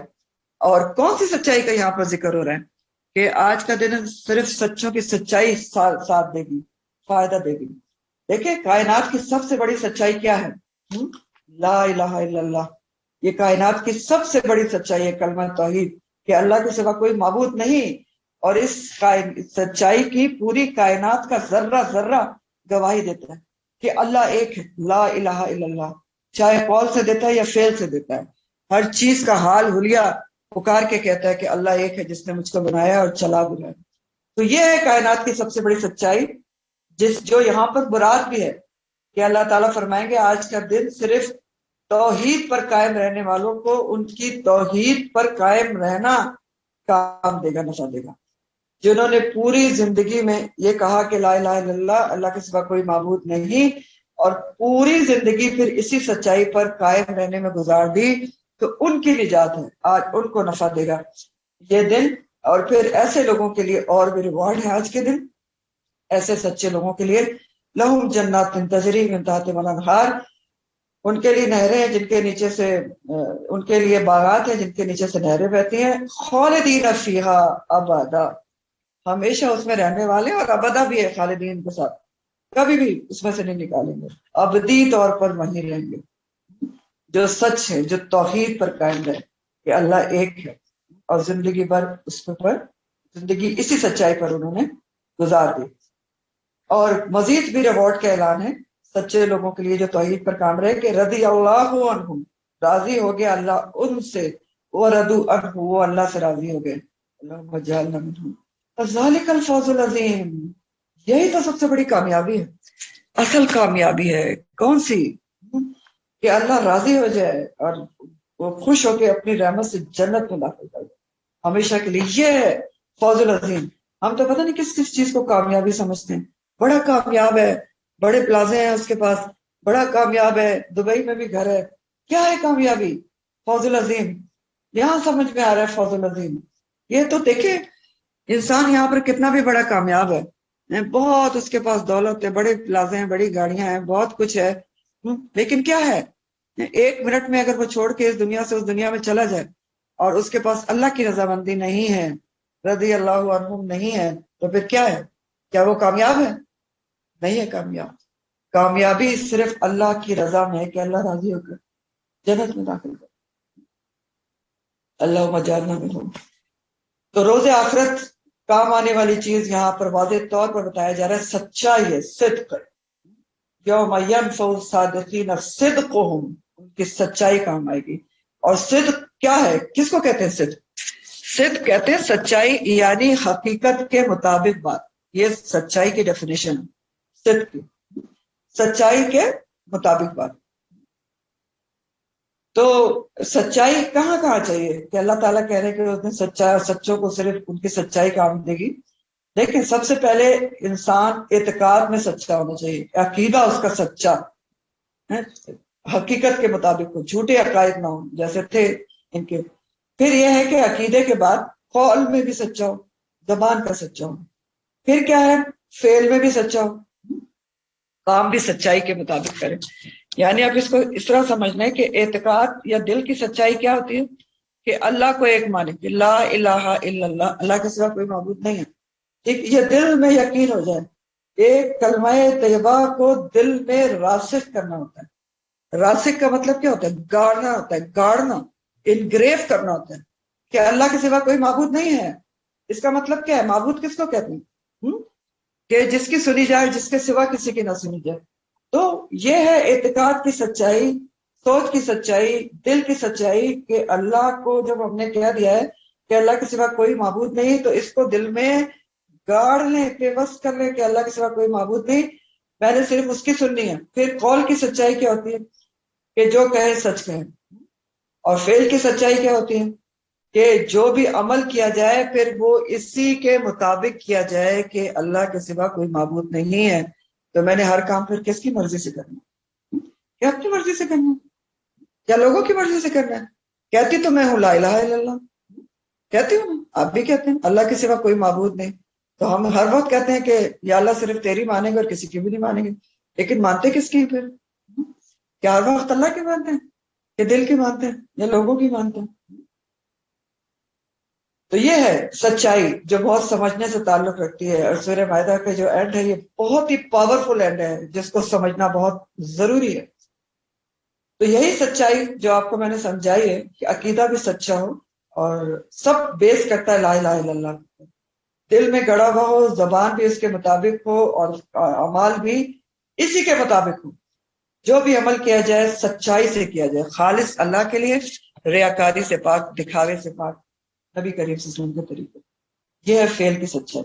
تو جب ان تین جگہوں پر سچائی آ جاتی ہے نا، یہ آپ کی سوچ میں، عقیدے میں، یا اس میں زبان میں اور فعل میں، تو پھر انسان سچا ہو جاتا ہے، شخصیت سچی ہو جاتی ہے اس کی، ہاں؟ اور یہی سچائی روز قیامت فائدہ دے گی۔ یا آپ اس طرح بھی اس بات کو سمجھ سکتے ہیں کہ انسان شریعت پر، قرآن پر عمل اسی وقت کرتا ہے جب اس کے اعتقاد میں سچائی ہوتی ہے۔ سوچے نا، سیدھی آپ بہت ثقیل بات نہیں کر رہے ہوں، اگر آپ سمجھیں گے سمجھ میں آ جائے گی کہ میں کیا کہہ رہی ہوں۔ انسان قرآن پر، شریعت پر عمل کب کرتا ہے؟ جب اس کو یہ سچائی اس کے ذہن میں ہوتی ہے، اس کے عقیدے میں ہوتی ہے کہ اللہ کے سوا کوئی معبود نہیں، اور میں نے اس کی بات سمجھی، تو پھر وہ جستجو کرتا ہے نا کہ مجھے اللہ تعالیٰ کے احکامات پتہ ہوں، اور پتہ کر کے ان پر عمل کرتا ہے۔ جب اس کا عقیدہ سچا ہے، لا الہ الا اللہ پر بیس کر رہا ہے، تو پھر اس کے اعتقاد میں سچائی ہوتی ہے، اور وہ شریعت پر عمل کرتا ہے، اللہ کو ایک مانتا ہے، اور پھر اس کی زبان بھی سچ بولتی ہے اللہ کے تقوی کی وجہ سے، اور پھر اس کا عمل بھی زبان کے مطابق ہوتا ہے، لا الہ الا اللہ کے مطابق ہوتا ہے، کہ اللہ نے حکم جو دے دیا میں نے اس پر عمل کرنا ہے، کیونکہ میں کہتی ہوں ہر وقت اللہ کے سوا کوئی معبود نہیں، تو اگر میں کہتی ہوں اور عمل نہیں کرتی تو پھر تو سچائی نہیں ہوئی نا، کیونکہ میرے قول و فعل میں مطابقت نہیں ہے۔ تو یہ بات ہے کہ یہ والی سچائی جو ہے، جب آپ کی سوچ، آپ کا عقیدہ بھی لا الہ الا اللہ کے اوپر بیس کرے، آپ کی زبان بھی ہمیشہ سچائی بولے اللہ کے تقوی کی وجہ سے، اور آپ کا کام ہر کوئی لا الہ الا اللہ کے مطابق ہو، تو یہ سچائی روز قیامت کام آئے گی۔ تو بہرحال یہ جو روز قیامت تو کام آئے گی، یہ جو سچائی ہوتی ہے نا، اپنی جو کلمہ پر کے مطابق انسان کام کرتا ہے، سچ بولتا ہے، تو سچا انسان دنیا میں بھی فائدے مند ہوتا ہے، اپنے لیے بھی فائدے مند ہوتا ہے اور دوسروں کے لیے بھی فائدے مند ہوتا ہے۔ کس طرح؟ ایک پھلدار درخت کی طرح، کشجرۃ طیبہ، جو ہر موسم میں پھل لاتا ہے، جو پھر بلد الطیب کی طرح ہوتا ہے، جو جس سے ہر مخلوق فائدہ اٹھاتی ہے۔ تو یہ جو صدق کا لفظ ہے نا، سچائی، یہ قرآن میں 5 جگہ آیا ہے، اور 5 جگہ بہت ہی خوبصورتی سے آیا ہے۔ سورہ القمر کی آخری آیات میں صدق کے بارے میں آیت ہے کہ ان المتقین فی جنات و نہر فی مقعد صدق عند ملیک مقتدر، بے شک متقین جنتوں اور نہروں میں ہوں گے، ایک بہت ہی سچی عزت والی نشست میں، اس بادشاہ کے پاس جس کے قبضے میں اقتدار ہے، ملیک مقتدر ہے۔ تو اس آیت کی تفسیر میں یہ آتا ہے کہ جو متقین ہیں وہ، ان کو اللہ تعالیٰ اپنی ملاقات کے لیے بلائیں گے، اللہم اجعلنا منہم، اور وہ ایک اعلیٰ مقام ہے، مقعد صدق جس کو کہا گیا ہے، سچی بیٹھنے کی جگہ۔ مقعد کیا ہے؟ بیٹھنے کی جگہ سچی، جہاں اللہ سے ملاقات کی جائے گی، اور تفسیر کے مطابق صرف متقی لوگ وہاں جائیں گے، اور وہاں سٹنگ ارینجمنٹ بھی تقوی کے حساب سے ہوگا۔ اللہ کے قریب زیادہ کون ہوگا؟ جو زیادہ متقی ہوگا، اکرمکم عند اللہ واتقاکم۔ تو مقعد صدق کا لفظ سورہ قمر میں آیا ہے بہت ہی خوبصورت طریقے سے۔ دوسرا سورہ زمر آیت نمبر 23 میں آیا ہے، زمر 23 میں والذی جاء بالصدق وصدق بہ اولئک هم المتقون، اور جو لوگ سچ لے کر آئے اور جنہوں نے خود بھی سچ کی تصدیق کی، وہی متقی ہیں۔ پھر سورہ یونس آیت نمبر 2 میں آیا ہے، یونس نمبر 2، وَبَشِّرِ الَّذِينَ آمَنُوا أَنَّ لَهُمْ قَدَمَ صِدْقٍ عِندَ رَبِّهِمْ، خوشخبری دے دو ان لوگوں کو جو ایمان لائیں، بے شک ان کے رب کے پاس ان کے لیے کیا ہے؟ قدم صدق ہے، ایک سچا درجہ، بڑا درجہ ہے ان کے لیے، اور اس سے مراد جنت ہے۔ سورہ بنی اسرائیل میں آیا ہے، بنی اسرائیل آیت نمبر 80 ہے، وَقُلْ رَبِّ أَدْخِلْنِي مُدْخَلَ صِدْقٍ وَأَخْرِجْنِي مُخْرَجَ صِدْقٍ وَاجْعَل لِّي مِن لَّدُنكَ سُلْطَانًا نَصِيرًا، اور دعا کرو اس طرح کہ یا رب مجھے جہاں داخل فرما سچائی کے ساتھ داخل کر، اور جہاں سے نکال وہاں بھی سچائی کے ساتھ نکال، اور مجھے خاص اپنے پاس سے ایک غلبہ عطا فرما جس کے ساتھ تیری مدد بھی ہو۔ بہت ہی خوبصورت دعا ہے یہ، اور یہ ریکمینڈڈ ہے کہ آپ کسی نئی جگہ جا رہے ہیں، کسی نئی جگہ سے نکل رہے ہیں تو یہ دعا پڑھنا چاہیے، سچائی کے ساتھ داخلہ اور سچائی کے ساتھ نکلنا۔ اور دنیا سے کے لیے بھی پڑھ سکتے ہیں نا کہ اللہ تو ہمیں یہاں سے سچائی کے ساتھ لے کر جا۔ اور پھر قرآن میں، اور پانچواں یہی ہے نا المائدہ جو آپ پڑھ رہے ہیں یہاں پر، کہ یوم ینفع الصادقین صدقہم، صدق کا ذکر ہے۔ اور قرآن میں سورہ توبہ 119 میں اللہ تعالیٰ نے ایمان والوں کو سچوں کے ساتھ رہنے کی تاکید بھی کی ہے، یا ایھا الذین آمنوا اتقوا اللہ وکونوا مع الصادقین، اے لوگو اللہ کا تقوی اختیار کرو اور کس کے ساتھ ہو جاؤ، سچوں کے ساتھ رہو۔ بخاری کی حدیث کا مفہوم ہے کہ یقیناً سچائی نیکی کی طرف رہنمائی کرتی ہے، ان الصدق یہدی الی البر، اور نیکی جنت کی طرف رہنمائی کرتی ہے۔ اور انسان سچ بولتا رہتا ہے یہاں تک کہ اللہ کے ہاں سچا لکھ دیا جاتا ہے، اور جھوٹ نافرمانی کی طرف لے جاتا ہے، اور نافرمانی جہنم کی طرف لے جاتی ہے۔ انسان جھوٹ بولتا رہتا ہے یہاں تک کہ اللہ کے ہاں جھوٹا لکھ دیا جاتا ہے۔ تو بہرحال اس آیت سے ہمیں کیا پتہ چلا ہے، جو جتنی آیتیں میں نے آپ کو بتائی ہیں ان سے اور حدیث سے کیا پتہ چلا ہے کہ اللہ تعالیٰ کے ہاں جنت پانے کے لیے، اللہ تعالیٰ کی وہ زبردست نشست میں بیٹھنے کے لیے، درجات کی بلندی کے لیے، جنت میں جانے کے لیے، اللہ کے ہاں سچا لکھوانے کے لیے کیا چاہیے؟ سچائی چاہیے۔ سچائی چاہیے ہمیں، کہاں کہاں سچائی چاہیے؟ عقیدے میں سچائی چاہیے، عقیدہ سچا رکھنا ہے، بات میں سچائی چاہیے، زبان سچی ہو، جھوٹ کو چھوڑ دیں خام خواہ کے، اور فعل میں سچائی ہو، معاملات میں، اعمال میں سچائی، صرف اللہ کے لیے، ریاکاری، دھوکہ بازی، ان سب چیزوں سے پاک ہوں۔ اور یہ جو سچائی ہے نا، یہ صرف یوم ینفع میں فائدہ نہیں دیتی، وہاں تو دے گی جو بہت بڑا فائدہ ہے، لیکن دنیا میں بھی کامیابی اور عزت سچوں کے لیے ہے۔ اگر آپ دیکھیں نا، سچوں کے لوگ عزت کرتے ہیں، اعتبار کرتے ہیں، ٹرسٹ کرتے ہیں نا، ان کو اپنے بہت ساری چیزیں دیتے ہیں کہ ہاں آپ جو ہیں اس کو ڈسٹریبیوٹ کر دیں یا جو بھی کریں، کیونکہ ان کو پتا ہوتا ہے کہ سچا آدمی ہے۔ جھوٹے لوگ بہت جلدی پہچان لیے جاتے ہیں، اور جھوٹ پر کوئی بھروسہ نہیں کرتا اور نہ کوئی عزت کرتا ہے۔ اور قیامت کے دن بھی سب سے زیادہ نقصان پہنچانے والی چیز جھوٹ ہے، چاہے وہ عقیدے میں ہوگا یا قول میں ہوگا یا فعل میں ہوگا۔ جھوٹ ہے جو جہنم تک لے جا سکتا ہے۔ تو بہرحال ایک چیز ہے سچائی، اس میں تھوڑا سا آپ کو اور بھی ایلیبوریٹ کروں گی۔ ایک چیز ہوتی ہے سچائی، صدق، اور اس سے لفظ ہوتا ہے صادق، صادق، ٹھیک ہے، سمپل، سچ بولنے والا۔ اور صدق عربی میں جو لفظی معنی نا، میٹھی کھجور کو بھی کہتے ہیں۔ تو صادق کون ہوتا ہے؟ اس کی زبان، معاملات، عمل میں میٹھا پن، سچائی ہو۔ تو ایک تو انسان ہوتا ہے صادق، اور ایک ہوتا ہے صدیق، ٹھیک ہے۔ صدیق صادق سے اوپر کی ڈگری ہے، سپرلیٹو ڈگری ہے، بہت زیادہ سچا، کامل سچا، ہر لحاظ سے سچا، سچ بولنے والا، سچ پر عمل کرنے والا، اور سچ کی تصدیق کرنے والا بھی۔ جیسے مثال کس کی ہے؟ ابو بکر صدیق، سب سے پہلے سچ کی تصدیق انہوں نے کی تھی، نبی کریم صلی اللہ علیہ وسلم پر ایمان لاتے ہیں۔ اور جیسے ابھی آپ نے پیچھے پڑھا مریم علیہ السلام کے لیے کہ وَأُمُّهُ صِدِّیقَةٌ، کہ عیسیٰ علیہ السلام کی ماں صدیقہ تھیں، تو وہ کیوں صدیقہ تھیں؟ انہوں نے بھی تو سچ کی تصدیق کی تھی نا۔ اللہ تعالیٰ نے ان کو ایک کلمہ کن سے پریگنٹ کیا اور ایک رسول عطا کیا، تو انہوں نے اس کی تصدیق کی، ٹھیک، برا اس کو یہ تو نہیں کیا کہ انہوں نے ڈینائی کر دیا کہ نہیں میں تو یہ کام نہیں کروں گی، صدیقہ تھیں۔ پھر آپ دیکھیں سورہ نساء 69 میں جو آپ نے پڑھا تھا نا کہ جو شخص بھی اللہ اور رسول کی اطاعت کرے گا تو وہ لوگ ان لوگوں کے ساتھ ہوں گے جن پر اللہ نے انعام فرمایا، انعمت علیہم والے لوگوں کے ساتھ ہوں گے جنہوں نے اللہ اور رسول کی اطاعت کی۔ تو وہ کون کون تھے؟ انبیاء، صدیقین، شہداء اور صالحین۔ تو وہاں پر بھی آپ دیکھیں گے کہ انبیاء کے فوراً بعد صدیقین کا ذکر ہے، شہداء بعد میں۔ سچائی اتنی بڑی چیز ہے۔ تو بہرحال اس آیت سے بھی ہمیں کیا پتہ چلتا ہے کہ جو دنیا میں سچائی پر قائم رہا وہ قیامت کے دن بھی اس کا انجام بھی سچوں کے ساتھ ہوگا، انعمت علیہم والوں کی معیت میں ہوگا۔ تو بہرحال سچوں کو جو اللہ تعالیٰ کہہ رہے ہیں کہ یوم ینفع، سچوں کو ان کی سچائی اس دن فائدہ دے گی، تو کیا فائدہ دے گی؟ ان کے لیے وہ فائدے بتائے نا اللہ تعالیٰ نے، پھر سے دیکھیں کیونکہ یہ تو بہت زبردست سوچنے کی اور عمل کی بات ہے۔ جنات تجری ہے من تحتہم الانہار، ہمیشہ ابدا اسی میں رہیں گے، اللہ ان سے راضی ہو گیا اور وہ اللہ سے راضی ہو گئے۔ اچھا، اب یہ بات بھی بہت ہی غور طلب ہے کہ اللہ ان سے راضی ہو گیا اور اللہ سے راضی ہو گیا۔ اللہ کس سے راضی ہوتا ہے؟ اور اللہ کے راضی ہونے کی پہچان کیا ہوتی ہے کہ اللہ راضی ہو گیا؟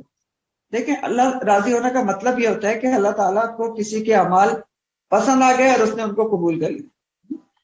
تو اب دنیاوی لحاظ سے ہمیں کیسے پتا چلے کہ اللہ تعالیٰ جو ہے ہم سے راضی ہے؟ اس کی علامت کیا ہوتی ہے؟ یہ بزرگ بتاتے ہیں کہ اللہ کی رضامندی کی علامت کیا ہوتی ہے کہ اللہ تعالیٰ نیک کاموں کی توفیق پر توفیق دیتے رہتے ہیں۔ انسان کو نیک کام کا موقع مل جاتا ہے، یعنی ایک کام قبول ہو جاتا ہے نا، تبھی تو دوسرے کی توفیق ملتی ہے، ٹھیک ہے؟ نیک دوست اور نیک محفل مل جاتی ہے، نیکیاں کر گزرتا ہے، تو یہ سب اللہ تعالیٰ کی رضامندی کی علامت ہوتی ہے۔ اور اللہ راضی ہو تو دین کی سمجھ ادا کر دیتا ہے، یہ تو حدیث کے مطابق ہے۔ اللہ تعالیٰ کی رضامندی کی نشانی کیا ہے؟ حدیث کا مفہوم ہے کہ اللہ تعالیٰ جس سے راضی ہو، اللہ تعالیٰ جس سے بھلائی کا ارادہ کرتا ہے اس کو دین کی سمجھ دے دیتے ہیں۔ ترمذی کی حدیث ہے، تو یہاں پر مجھے اور آپ کو دل سے الحمدللہ کہنے کی ضرورت ہے، ٹھیک ہے؟ کہ اللہ تعالیٰ کہتے ہیں کہ جس کو وہ اس سے کے لیے بھلائی کا ارادہ کرتے ہیں اس کو دین کی سمجھ دے دیتے ہیں، ٹھیک ہے؟ تو بہرحال علامات تو یہ ہے کہ دین کی سمجھ دے دیتے ہیں، یا اللہ تعالیٰ اس کو نیکیوں کی توفیق مل جاتی ہے۔ لیکن کرنے کا کام کیا ہے ہمارے لیے؟ کہ ہم اگر اللہ تعالیٰ نے ہمیں نیکی کی توفیق دے دی ہے یا دین کی سمجھنے کی توفیق دے دی ہے، تو ہم اس کی بے حد شکر گزاری کریں۔ شکر گزاری کیسے ہوگی؟ کہ اچھے طریقے سے پڑھنے کی کوشش کریں، سمجھنے کی کوشش کریں، عمل کرنے کی کوشش کریں، یہ ہے شکر گزاری، اگر اللہ تعالیٰ نے ہمارے لیے بھلائی کا ارادہ کر ہی لیا ہے۔ اور پھر دوسری بات یہاں سے پتہ چل رہی ہے کہ علامات تو یہ ہیں اللہ کی رضامندی کی، لیکن یہاں آیت بتا رہی ہے کہ اللہ کس سے راضی ہوتا ہے۔ آپ کو آیت بتا رہی ہے کہ اللہ کس سے راضی ہوتا ہے؟ جو اللہ سے راضی ہو گئے، رضی اللہ عنہ ورضوا عنہ، جو اللہ سے راضی ہوتے ہیں اللہ ان سے راضی ہوتا ہے۔ جو اللہ سے راضی ہوتے ہیں، اللہ سے انسان کیسے راضی ہوتے ہیں؟ کہ چاہے کوئی غمی ہے، خوشی ہے، غم ہے، مصیبت ہے، بیماری ہے، اس میں جزا فضا نہ کرے، اللہ کی رضا کو امیدوار ہو۔ تو میں کہہ رہی تھی کہ اللہ اس سے راضی ہوتا ہے جو اللہ سے راضی ہوتے ہیں۔ تو اللہ سے راضی کون ہوتے ہیں؟ جو اللہ کے ہر فیصلے پر راضی ہوتے ہیں، کہ اللہ نے مجھے بیماری دے دی ہے تب بھی کوئی بات نہیں، اللہ کا شکر ہے کہ اس میں بھی شکر گزاری ڈھونڈ لیتے ہیں کہ کوئی اس میں وجہ ہوگی یا یہ ہوگا، تو ان سے اللہ راضی ہو جاتے ہیں۔ تو ہمارے یہاں بھی سوچنے کی بات ہے کہ ہم اللہ سے کتنا راضی رہتے ہیں، یا شکایتی کرتے رہتے ہیں کہ مجھے یہ نہیں ملا، مجھے وہ نہیں ملا، فلاں کو تو مل گیا، میرے ساتھ یہ کیوں ہوا، مجھے ہی بیماری ملنی تھی، مجھے ہی لاس ہونا تھا۔ یہ تو کبھی بھی اللہ کی رضامندی کی باتیں نہیں ہوتی، ٹھیک ہے؟ اللہ تعالیٰ ان سے راضی ہوتا ہے جو اللہ سے ہر حال میں راضی رہتے ہیں، ہر حال میں شکر ادا کرتے ہیں، ہر حال میں صبر کے ساتھ رہتے ہیں، اللہ ان سے راضی ہو جاتے ہیں۔ صرف خوشی میں نہیں ان سے اللہ سے راضی رہتے کہ ہاں اللہ تعالیٰ نے یہ دے دیا تو میں اللہ سے بڑا راضی ہوں کہ اللہ تو بڑا مہربان ہے، اللہ تعالیٰ نے مجھے یہ دیا ہے، اور اگر کچھ لے لیا، کچھ مصیبت مشکل آ گئی تو میں فوراً ناراض ہو گئی۔ تو یہ تو رضی اللہ عنہ اور رضی عنہ والی بات نہیں ہوتی، بالکل بھی نہیں ہوتی۔ سمجھ لیں اس کو اچھی طرح سے، سمجھ لیں راضی برضا رہنا کوئی آسان چیز نہیں ہوتی، کہ آپ کے اوپر چاہے خوشی ہے یا غمی ہے، مصیبت ہے، بیماری ہے، کچھ بھی ہے، ہر وقت اللہ کے ساتھ صبر اور شکر، یہ ہے، اور تب جا کے آپ اللہ آپ سے راضی ہوتا ہے، اور اللہ سے راضی ہوتے ہیں۔ تو اس کے بارے میں کہیں میں پڑھی تھی کہ حضرت وہ جو تھی نا رابعہ بصری، انہوں نے ایک دفعہ حسن بصری کو دیکھا کہ وہ ہر وقت اللہ سے دعا کرے، یا اللہ مجھ سے راضی ہو جائے، یا اللہ مجھ سے راضی ہو جائے، یا اللہ مجھ سے راضی ہو جائے۔ تو کہنے لگی تم کیا اللہ کے پیچھے پڑے رہتے ہو، اللہ مجھ سے راضی ہو جائے، اللہ مجھ سے راضی ہو جائے، ذرا یہ سوچو کہ تم اللہ سے کتنا راضی ہو۔ تو یہ ہماری بھی سوچنے کی بات کہ ہم اللہ سے کتنا راضی ہیں۔ تو بہرحال اللہ سے راضی لوگ جو ہوتے ہیں نا وہ ہر حال میں شکر اور صبر سے رہتے ہیں۔ اور بات یہ ہے کہ اللہ کی رضا پر اگر آپ راضی پر رضا رہے نا تو بہت سکون اور اطمینان کی زندگی بھی گزرتی ہے۔ اس کے برعکس اللہ سے ناراض ہونے والا ہمیشہ پریشانی اور ٹینشن کا شکار ہوتا ہے۔ ناراض ہے نا، یہ نہیں ملا مجھے، وہ نہیں ملا، ٹینشن ہے، ڈپریشن ہے، انزائٹی ہے، فلاں نہیں ہو رہا، یہ کیوں ہو گیا، بیماری آ گئی، بڑی مشکل ہو گئی، اب تو بس کیا ہوگا۔ تو بہرحال اللہ تعالیٰ فرما رہے ہیں کہ رضی اللہ عنہم ورضوا عنہ، جو اللہ جن سے راضی ہو گیا وہ اللہ سے راضی ہو گئے، یہی سب سے بڑی کامیابی ہے. ذالک الفوز العظیم، اس سے بڑی کامیابی ہے ہی نہیں کہ اللہ تعالیٰ کسی سے راضی ہو جائے اور راضی ہو کر اس کو اپنی رحمت سے جنت میں داخل کر دے، آگ سے بچا کر.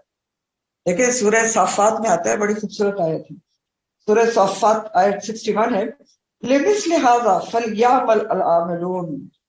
اللہ تعالیٰ کہتے ہیں اسی طرح کے عمل کرنے والوں کو کرنا چاہیے. کس طرح کے عمل؟ جو انسان کو آگ سے بچا کر اللہ کی رضامندی کا باعث بنے اور جنت میں داخل کر دیں. فَمِثْلِ هَذَا، ہاں، فَلْيَعْمَلْ، بس چاہیے کہ عمل کرے، عاملون، عمل کرنے والے. تو ہمیں اس طرح کے عمل کرنے چاہیے جو اللہ کی رضامندی میں جو جنت میں داخل کر دے. پھر ایک اور بہت خوبصورت آیت ہے اسی سلسلے میں، سورہ مطففین کی آیت نمبر 26 ہے، مطففین کی. وفی ذالک فلیتنافس المتنافسون، بس اسی چیز کے لیے، کس چیز کے لیے؟ اللہ کی رضامندی کے لیے، جنت کے لیے کوشش کرنے والوں کو چاہیے کہ کوششیں کریں، سبقت لے جانے والوں کو چاہیے کہ سبقت کریں. فلیتنافس المتنافسون، کس میں سبقت کریں؟ اس میں سبقت کریں. اچھا اس نے ایک گھر بنا لیا، میں 2 بناؤں گی. اچھا ایک کنال پہ بنایا، ہمیں تو لازمی 2 پہ بنانا ہے. اس میں سبقت کریں کہ اس نے فلاں گاڑی لے لی تو میں نے بھی لے لی. نہیں، کس میں سبقت کریں؟ اللہ تعالیٰ کرے وفی ذالک، جنت کی میں جانے جیسے اعمال کے لیے کوشش کرنے والوں کو چاہیے کوشش کریں، سبقت کرنے والوں کو چاہیے کہ سبقت کریں اس چیز کے لیے. تو خلاصہ کیا ہے کہ سچے لوگوں سے اللہ راضی ہوتا ہے. نجات کا راستہ، جنت میں جانے کا راستہ سچائی ہے. اور کون سی کائنات کے سب سے بڑی سچائی کہ اللہ کے سوا کوئی معبود نہیں. یہ جنت میں جانے کا راستہ، اللہ کی رضامندی کا راستہ، فوز العظیم کا راستہ. تو یہ ہمارے لیے اس میں سبق ہے کہ ہمیں اس راستے کو اپنانا ہے. سچا عقیدہ، سچا زبان، سچی فعل، سچا ہر جگہ سچائی، سچ کے ساتھ رہنا. تو بہرحال للہ ملک السماوات والارض وما فیہم، اور اللہ کے لیے ہے بادشاہت آسمانوں اور زمین کی اور جو کچھ بھی ان کے درمیان ہے. وَهُوَ عَلَى كُلِّ شَيْءٍ قَدِيرٌ، اور وہ ہر چیز پر قادر ہے، ہر چیز پر بادشاہت اللہ کی ہے. جو کچھ آسمانوں اور زمین میں، جو کچھ ان کے درمیان ہے، تو کیا ہوا؟ یعنی پوری کائنات مراد ہوتی ہے. زمین و آسمان کے درمیان کیا ہے؟ انسان ہے، جن ہے، حجر ہے، شجر ہے، حیوان، چرند پرند، پانی، ہوا، بادل، بجلی، ہر چیز. ٹھیک، تو وہ اس پر، ہر چیز پر اس کی بادشاہت ہے. جو کچھ بھی کائنات میں موجود ہے اس کی بادشاہت، قدرت رکھنے والی ذات صرف اور صرف اللہ کی. تو اللہ کی عظمت اور کبریائی اور طاقت اور قوت پر صورت کا اختتام ہے. اور اللہ سبحانہ تعالیٰ نے عیسیٰ علیہ السلام نے جو ایک ہلکی پھلکی سفارش کی تھی، اللہ تعالیٰ سے دعا کی تھی، اس کا جواب بھی دے دیا گیا بہت ہی جامع طریقے سے کہ دیکھو آج کا دن سچوں کی سچائی کام آئے گی. اور یہ جو امت ہے تمہاری، انہوں نے اس سب سے بڑی کائنات کی سچائی کو جھٹلا دیا، اللہ کو ایک نہیں مانا، اس کے ساتھ شریک نہیں کیا. تو پھر ان کو آج کیسے یہ دن فائدہ دے سکتا ہے؟ تو سمجھا دیا گیا کہ کوئی بھی چیز ایسی نہیں ہے جس پر اس قادر مطلق کی بادشاہی نہ ہو. تو اس حساب سے بھی عیسیٰ علیہ السلام تو الہ ہو نہیں سکتے، کیونکہ ہر چیز کا مالک، خالق، ہر چیز پر قادر تو اللہ سبحانہ وتعالیٰ ہے. وَهُوَ عَلَى كُلِّ شَيْءٍ قَدِيرٌ. تو سورہ المائدہ کا تھوڑا خلاصہ دیکھیں گے کہ بہت امپورٹنٹ سورت ہے. تو المائدہ ترتیب کے لحاظ سے سیکوینس میں 5ویں سورہ ہے، جیسا کہ آپ دیکھ رہے ہیں.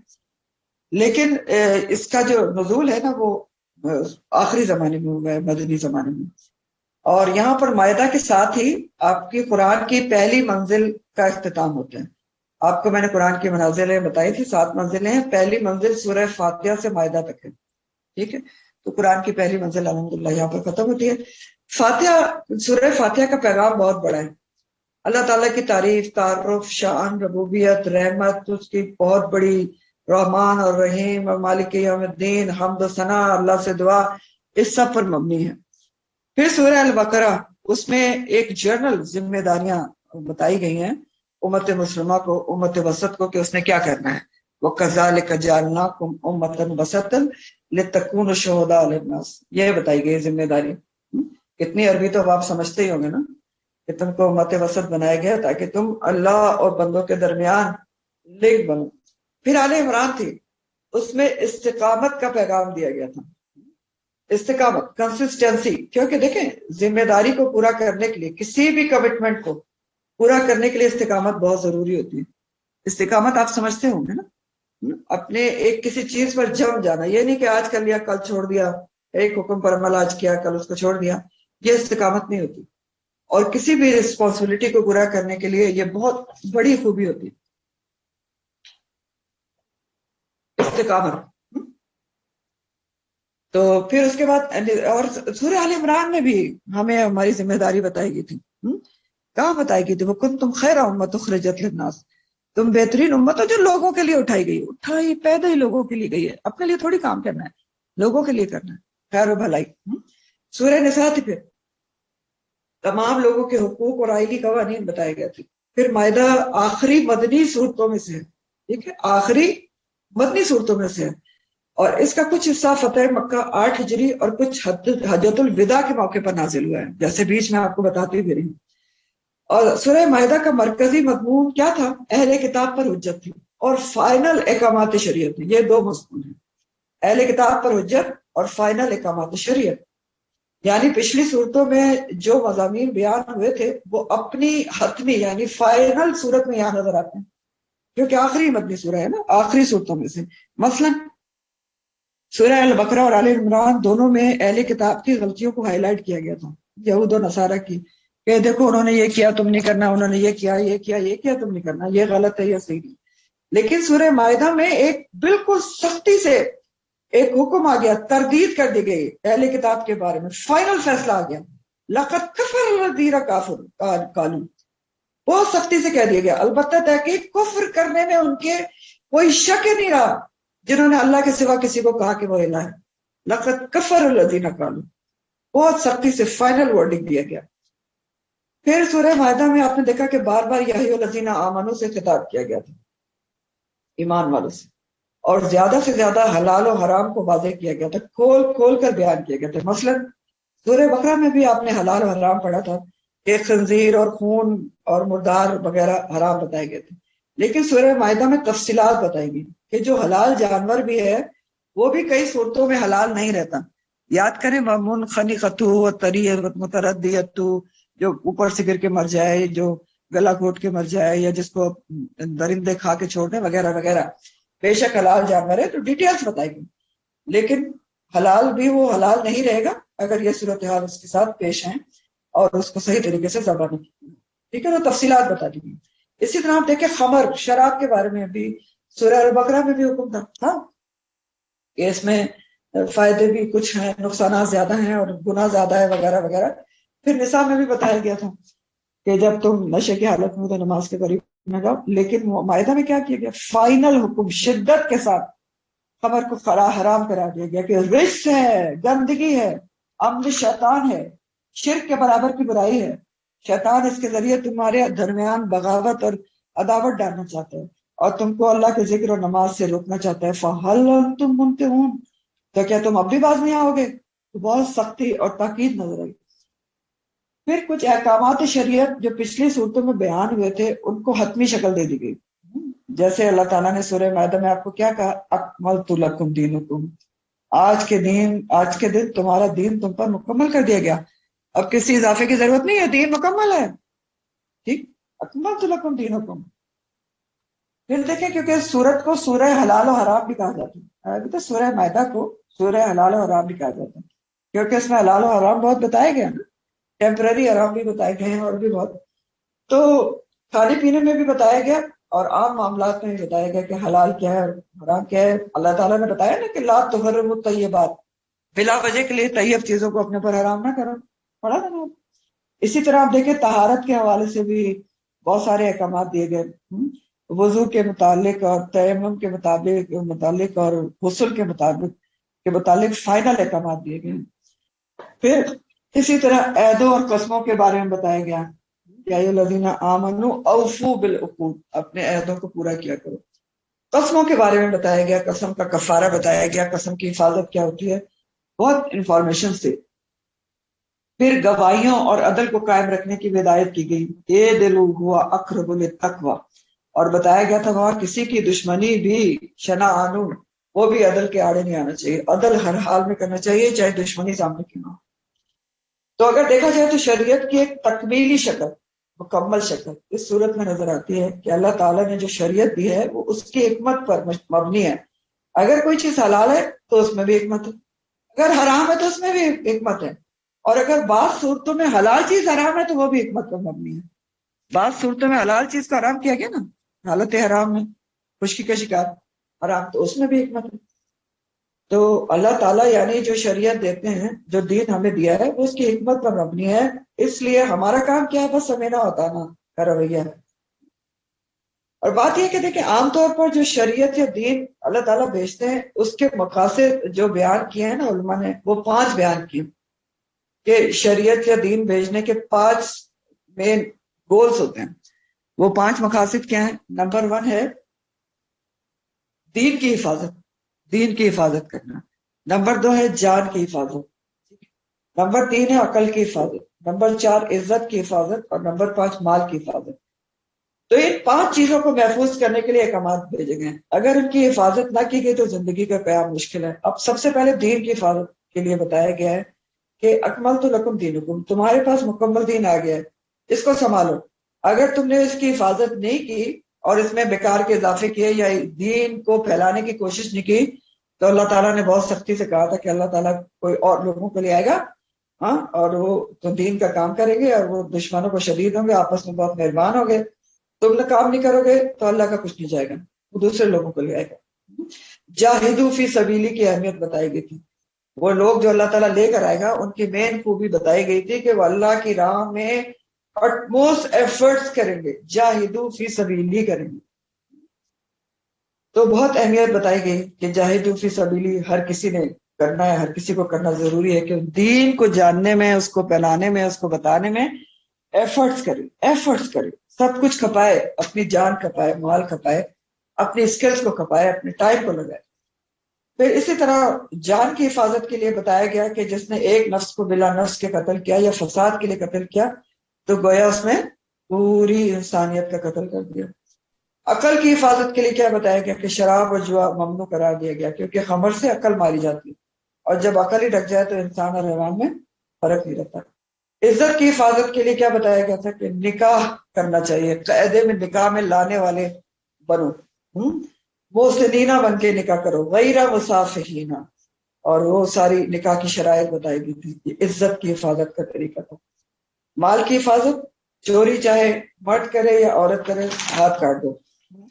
پھر 2 واقعات بھی بیان ہوئے تھے بڑے بڑے، بنی اسرائیل کو کس طرح وادی طیب میں سزا کے طور پر بھٹکتے رہے، اور آدم کے 2 بیٹوں کا قصہ بھی بیان ہوتا ہے جس میں بہت سارے اسباق تھے۔ اختتام بہت زبردست ہے، اور ابتدا اور اختتام میں ایک لنک اور ربط بھی ہے، کیونکہ شروع ہوا تھا کہ یا ایھا الذین آمنوا اوفوا بالعقود، اے لوگوں جو ایمان لائے ہو اپنے وعدوں اور عہدوں کو پورا کرو، چاہے وہ اللہ سے ہوں یا بندوں سے ہوں۔ لیکن یہ کب ہوگا کہ انسان اپنے ایمان والے اپنے عہدوں اور وعدوں کو پورا کرے، چاہے اللہ سے ہیں یا لوگ بندوں سے ہیں؟ جب سچائی ہوگی، قول میں، فعل میں، عقیدے میں سچائی ہوگی تو تبھی تو یہ سارے عہد معاہدے پورے ہوں گے۔ تو آپ دیکھیں کہ اس کا پہلی آیت میں اور آخری جو آیات ہے اس میں پورا ایک لنک موجود ہے۔ اوفو بالعقود کی بات کی گئی تھی اور بتایا گیا کہ سچائی سے ہی یہ کام ہو سکتا ہے۔ تو سچائی اصل چیز اور صفت ہے جو زبردست کامیابی دلا کر جنت کو پہنچاتی۔ یہ تھی آپ کی سورہ المائدہ۔ ابھی ٹائم ہے تو میں سورہ الانعام کے بارے میں تھوڑا سا انٹروڈکشن دینا چاہوں گی۔ اللہ اکبر، اللہ اکبر، لا الہ الا اللہ، اللہ اکبر وللہ الحمد۔ سورہ الانعام نیکسٹ سورت ہے جو آپ پڑھیں گے۔ الانعام نام کی جمع ہے، اونٹ کو بنیادی طور پر نام کہتے ہیں لیکن مویشی جانوروں کو نام کہا جاتا ہے، الانعام کہا جاتا ہے۔ سورہ الفاتحہ سے المائدہ تک جیسے میں نے آپ کو پہلے بتایا، پہلا سورتوں کا گروپ ختم ہو گیا، دوسرا شروع ہو رہا ہے، اور دوسرے گروپ کی جو پہلی 2 صورتیں ہیں نا، الانعام اور الاعراف مکی ہیں، اور اس کے بعد سورہ توبہ اور الانفال مدنی ہیں۔ ابھی تک جو آپ نے 5 صورتیں پڑھی ہیں اس کا کیا ہے، آپ کو پتہ ہے کون سی مکی ہے اور کون سی مدنی ہے؟ صرف سورہ فاتحہ جو ہے وہ مکی تھی، اس کے بعد کی جو 4 صورتیں تھیں، سورہ بقرہ، سورہ آل عمران، سورہ نساء، سورہ مائدہ، یہ سب مدنی صورتیں تھیں. تو یہ جو مکی اور مدنی صورتیں، ابھی آپ سورہ الانعام پڑھنے جا رہے ہیں، انشاءاللہ اگلی دفعہ شروع کریں گے، ابھی ایک انٹروڈکشن ہے، وہ مکی ہے. یعنی پچھلی 4 صورتوں سے اس کا اسلوب بالکل مختلف ہوگا، کیونکہ مکی صورتوں کا انداز مدنی صورتوں سے مختلف ہی ہوتا ہے. تو کیا فرق ہوتے ہیں؟ نمبر 1، مکی صورتوں میں عقائد اور ایمانیات پر توجہ دی گئی ہے. یعنی نیا نیا اسلام آیا تھا نا، تو عقائد اور ایمانیات پر توجہ دی گئی ہے. توحید کی دعوت ہے اور شرک کی نفی ہے کہ شرک نہ کرو، شرک کی نفی ہے اس کے اندر. پھر اسی طرح آپ صلی اللہ علیہ وسلم پر ایمان لانے کی دعوت ہے اور آپ کے انکار کی نفی ہے. مکی صورتوں کی خصوصیات بتا رہی ہوں آپ کو، ٹھیک ہے، اور فرق بتا رہی ہوں مکی اور مدنی کا. پھر اسی طرح جو ہے عقیدہ آخرت کا بہت زیادہ ذکر ہے، یاد دہانی کرائی گئی ہے تاکہ اس دن کی تیاری کی جا سکے. جو مدنی صورتیں ہوتی ہیں نا، اس میں آپ نے دیکھا کہ یا ایھا الذین آمنو سے بہت خطاب ہے، کیونکہ نیا نیا لوگ جو ایمان لائے تھے ان کو بہت ساری چیزیں بتانی تھی کہ آپ نے یہ چیزیں کرنی ہیں اہل ایمان ہونے کے ناطے. اور اہل کتاب سے بھی خطاب تھا، جو لوگ اہل کتاب ہیں ان سے بھی خطاب تھا. جبکہ مکی صورتوں میں انداز جو ہے بالکل مختلف ہوگا. یا ایھا الناس سے خطاب ہے، لوگوں سے، جنرل لوگوں سے خطاب ہے. اور مخاطبین اولین جو ہے وہ مشرکین مکہ ہیں، ان پر اتمام حجت کی گئی ہے جو مکی صورتیں ہوتی ہیں. یعنی ڈائریکٹ خطاب جو ہوتا ہے نا، اول خطاب. ویسے تو ہر دنیا کے جو بھی شرک کرے گا اس سے خطاب ہے، لیکن ایک ہوتا ہے نا مخاطبین اولین، اول طور پر جن سے خطاب کیا جاتا ہے، تو وہ کون ہے؟ مشرکین مکہ ہیں. پھر مکی صورتوں میں براہ راست مسلمانوں سے خطاب کرنا، یا ایھا الذین آمنو آپ کو نہیں ملے گا، کب ملے گا؟ منافقوں کا ذکر ہی نہیں ملے گا. کیوں؟ کیونکہ مکہ میں منافقت جیسی چیزیں نہیں تھی، وہ منافق نہیں تھے نا.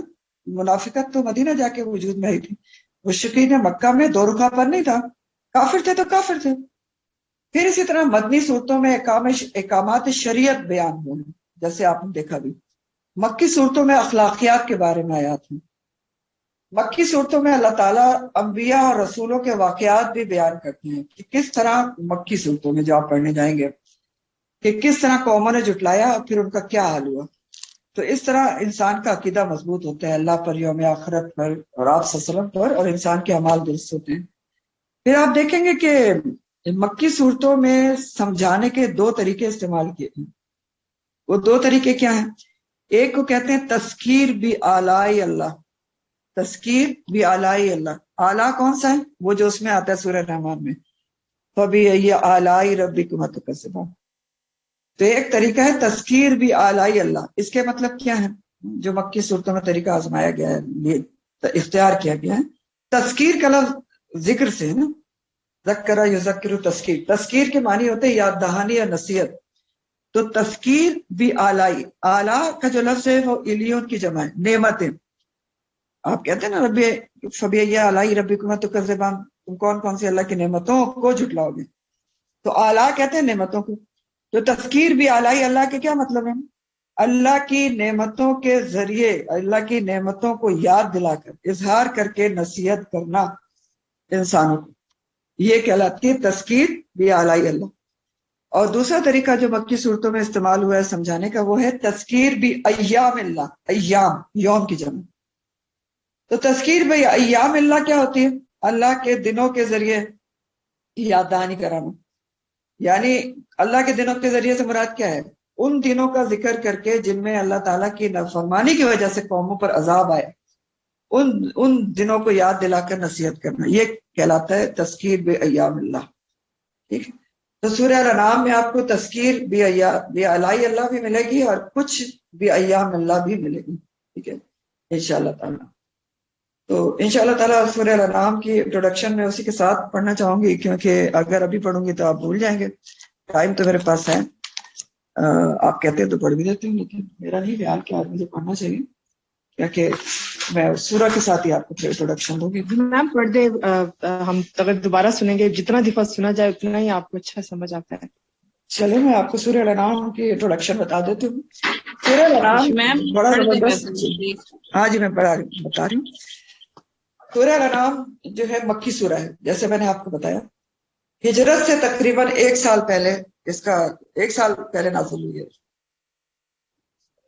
یعنی مکہ سے جب آپ مدینہ جانے والے تھے تو اس سے 1 سال پہلے نازل ہوئی، مکی سورت مکہ میں نازل ہوئی ہے۔ 165 آیات ہیں، اس کے 20 رکوع ہیں۔ نزول کے لحاظ سے اس کا 55واں نمبر ہے، 55 نمبر ہے۔ ترتیب کے لحاظ سے آپ کو سامنے نظر آ رہی کون سی ہے؟ چھٹی سورہ ہے، ترتیب میں چھٹی ہے نا، لیکن آپ یہ سب تو سامنے لکھا ہوتا ہے یہ انفارمیشن، اور یہ دیکھا کیجئے ضرور نا، یہ بہت بڑی انفارمیشن ہوتی ہے۔ آیتیں بھی لکھی ہوتی ہیں اور رکوع بھی لکھی ہوتے ہیں، سب لکھا ہوتا ہے۔ تو بہرحال ہجرت سے تقریباً 1 سال پہلے اس کا نزول ہوا ہے۔ اور سورہ مائدہ سے جو گروپ، سورہ المائدہ تک جو گروپ تھا اس میں موضوع ایک ہی تھا، لیکن اب موضوع آپ کو مختلف ملے گا۔ تو اس سورہ میں مشرکین مکہ پر اتمام حجت کی جا رہی ہے، اور ان کو مکہ کی تولیت سے ہٹایا جا رہا ہے۔ ان کی آیات میں آپ دیکھیں گے کہ مشرکین مکہ جن کا تولیت کیا ہوتی ہے، ان کی کسٹڈی میں تھا مکہ، تو اللہ سبحانہ تعالیٰ ان کو مکہ کی تولیت سے ہٹائیں گے، اس کے اندر ایسی کچھ باتیں آئیں گی۔ اور مکہ کس کی تولیت میں دیا جائے گا؟ مسلمانوں، امت مسلمہ کو دیا جائے گا۔ اس سورہ کی 165 آیات میں سے 45 جو ہیں، 165 میں سے 45 عقیدہ توحید کی دعوت پر مبنی ہیں، یعنی 30% آیات توحید کی دعوت دیتی ہیں۔ سورہ کا نام الانعام ہے، جو میں نے آپ کو پہلے بھی بتایا۔ الانعام نعم کی جمع ہے، مویشی جانور، گائے، بھیڑ، بکری، اونٹ۔ تو کیوں اس کا نام الانعام ہے؟ کیونکہ اس میں ذکر ہوگا کہ کس طرح اہل مکہ نے مویشیوں اور کھیتیوں میں سے بتوں کے حصے مقرر کیے ہوئے تھے، اور کس طرح کے عجیب شرک میں گرفتار تھے۔ تو مویشیوں کی حرمت اور حلت کا بیان ہوگا۔ پھر اس کی بہت اہم خصوصیات ہیں، 1-2 سورہ الانعام کی خصوصی صورت ہے۔ اس کی ایک خصوصیت یہ ہے جو ابن عباس کے مطابق بھی ہے کہ یہ جو سورہ ہے نا، پوری سورہ الانعام، اس کی صرف 6 آیات کے علاوہ 91، 92، 93، 151، 152 اور 153، یہ 6 آیات کے علاوہ باقی پوری سورت، ساری آیات ایک ہی رات میں نازل ہوئی ہیں۔ یہ اس کی خصوصیت ہے۔ ترمذی کی روایت میں آتا ہے، حضرت انس سے روایت ہے کہ سورہ الانعام کے نزول کے ساتھ فرشتوں کا ایک گروہ نازل ہوا تھا، اور ان سے مشرق اور مغرب کا افق بھر گیا تھا، اور ان کی تسبیح میں ایک گونج تھی، اور تسبیح وہ پڑھ رہے تھے سبحان اللہ و بحمدہ، جس سے آسمان پر ہنگامہ تھا، اور نبی کریم صلی اللہ علیہ وسلم بھی یہ تسبیح پڑھ رہے تھے۔ تو بہت زبردست فضیلت ہے، کیونکہ دیکھیں زیادہ تر صورتیں یا آیات کون لے کر آتا تھا؟ جبرائیل علیہ السلام اکیلے لے کر آتے تھے، لیکن اس کے ساتھ فرشتوں کا ایک گروہ لے کر آیا تھا۔ تو حضرت ابن عباس کے مطابق 70,000 فرشتے اس صورت کو لے کر جبرائیل علیہ السلام کے ساتھ اترے ہیں۔ تو سورہ الانعام تقریباً 70,000 فرشتوں کی تسبیح اور تحمید کے ساتھ اتری ہے۔ تو سوچنے کی بات ہے کہ اتنی اہمیت کیوں ہے اس صورت کی؟ اس لیے ہے کہ میں نے ابھی آپ کو بتایا نا کہ اللہ کی توحید کا عظیم پیغام ہے، دلائل سے توحید بیان کی گئی ہے، شرک کی تردید ہے۔ اور اسما بنت یزید کہتی ہیں کہ سورہ الانعام اتر رہی تھی اور میں نبی کریم صلی اللہ علیہ وسلم کی اونٹنی کی باگ تھامے ہوئی تھی۔ وہ کہتی ہیں اونٹنی پر اتنا بوجھ تھا کہ بوجھ سے اونٹنی بیٹھ گئی اور لگتا تھا کہ اس کی ہڈیاں ٹوٹ جائیں گی۔ اب ہمارے سوچنے کی بات یہ ہے کہ کچھ آیات یا ایک سورہ کا اتنا بوجھ تھا، اتنی مشقت تھی کہ آپ صلی اللہ علیہ وسلم پر تو بوجھ تھا ہی نا، جو شفٹ ہوا اونٹنی کے اوپر۔ اور یہ بوجھ کیا تھا؟ یعنی آپ حضرت عائشہ بھی کہتی نا کہ کوئی قرآن کی وحی اتر رہی ہوتی تھی تو شدید سردی میں بھی آپ کے ماتھے پر پسینہ آ جاتا تھا، پسینے سے شراب ہو رہے تھے۔ یہاں پر دوسری مثال دی جا رہی ہے کہ اونٹنی پر اتنا بوجھ تھا کہ جیسے اس کی ہڈیاں ٹوٹ جائیں گی۔ تو یہ ایک سورہ یا کچھ آیات کا بوجھ تھا، اتنی مشقت آپ نے اٹھائی ہے، اور آپ کے اوپر پورا قرآن اترا ہے 23 سال تک، انسان ہی تھے نا۔ تو ہمارے لیے اس میں کیا لیسن ہے؟ آپ سوچیں، قرآن پڑھنے پڑھانے والوں کے لیے کیا لیسن ہے؟ ہماری تھوڑی سی طبیعت خراب ہوتی ہے، ہم کہتے ہیں آج کلاس چھوڑ دو، ٹھیک ہے؟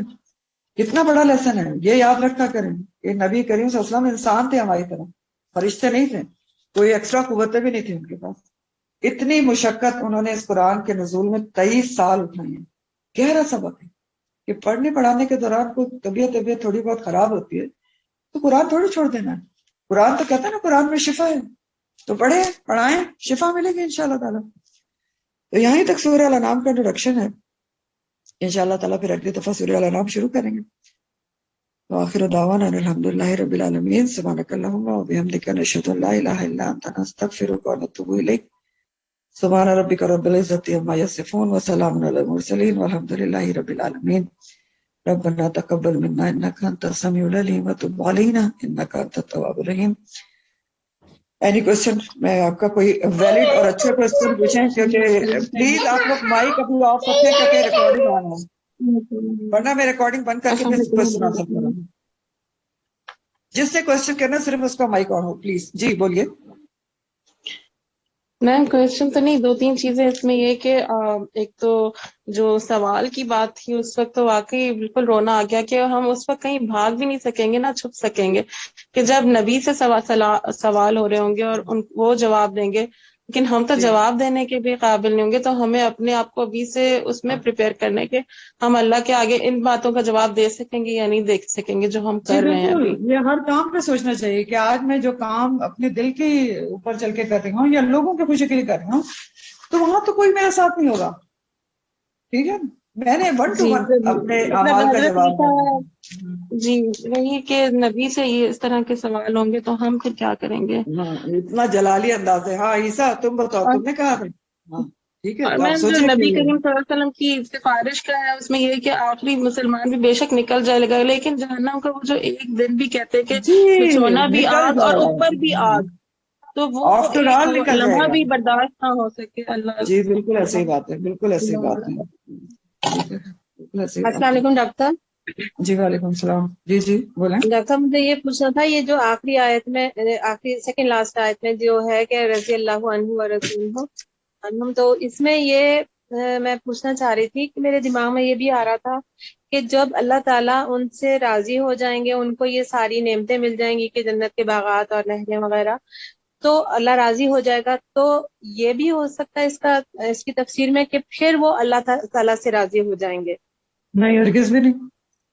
یہی تو میں نے آپ کو ساری تفسیر کی، آپ نے تو ساری الٹی کر دی. سوری ٹو سے، بٹ نہیں میرے ذہن میں بس یہ آیا تو میں نے آپ سے پوچھنا چاہ رہی تھی. میں آپ کو صرف ایکسپلین کر رہی ہوں کہ دیکھیں اللہ سے، میں نے یہی تو آپ کو بتایا ہے کہ اللہ ان سے راضی ہوتا ہے جو اللہ سے ہر حال میں راضی رہتے ہیں.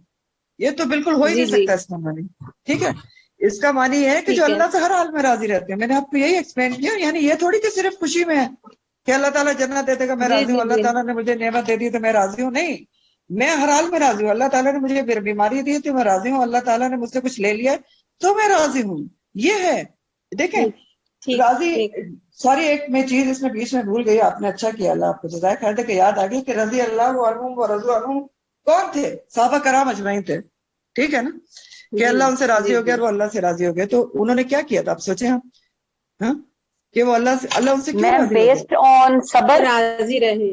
انہوں نے ہر حال میں راضی رہے. انہوں نے اپنی جان، اپنی مال، اپنے اولاد، اپنا وطن، اپنی ہر چیز اللہ کی راہ میں لگا دی اور اپنے ایمان کی سچائی کو ثابت کر دیا. تو اللہ ان سے راضی ہو گیا نا. ٹھیک، وہ اپنے امتحان میں پورے اترے. ہاں اپنے امتحان میں پورے اترے نا. بات یہ ہے ساری. جی بالکل. تو اللہ ان سے صرف یہ ہے رضی اللہ عنہ ورضوا عنہ جو اللہ سے. اور اب میں نے آپ کو واقعہ بھی بتایا نا کہ دیکھیں رابعہ بصری نے اتنی بڑی بات کہی تھی اس سے، تمہارے بات اللہ کے پیچھے پڑے رہتے ہو اللہ مجھ سے راضی ہو جائے، مجھے راضی ہو. پہلے تم تو اللہ سے راضی ہو، دیکھو تم اللہ سے کتنا راضی ہو. تو یہ تو ہم سب کو دیکھنے کی بات ہے کہ ہم اللہ سے کتنا راضی ہیں. ہم صرف اس وقت راضی ہوتے ہیں، ہاں بڑے شکر گزار ہوتے ہیں، اللہ نے مجھے بیٹا دے دیا، بڑی مہربانی ہے اس کی، میرے شوہر کو عہدہ دے دیا. جہاں کوئی مشکل مصیبت آئی تو ہم کیا راضی ہوتے ہیں؟ سوچ کے دیکھیں. ہم کہتے ہیں یار میں نے کیا کیا، میں تو قرآن میں پڑھتی تھی، سب کچھ کرتی تھی. وہیں پہ واہ ویلا شروع ہو جاتا ہے یا رونا دھونا شروع ہو جاتا ہے. یا وہی تو یہ بھی کرتے ہیں.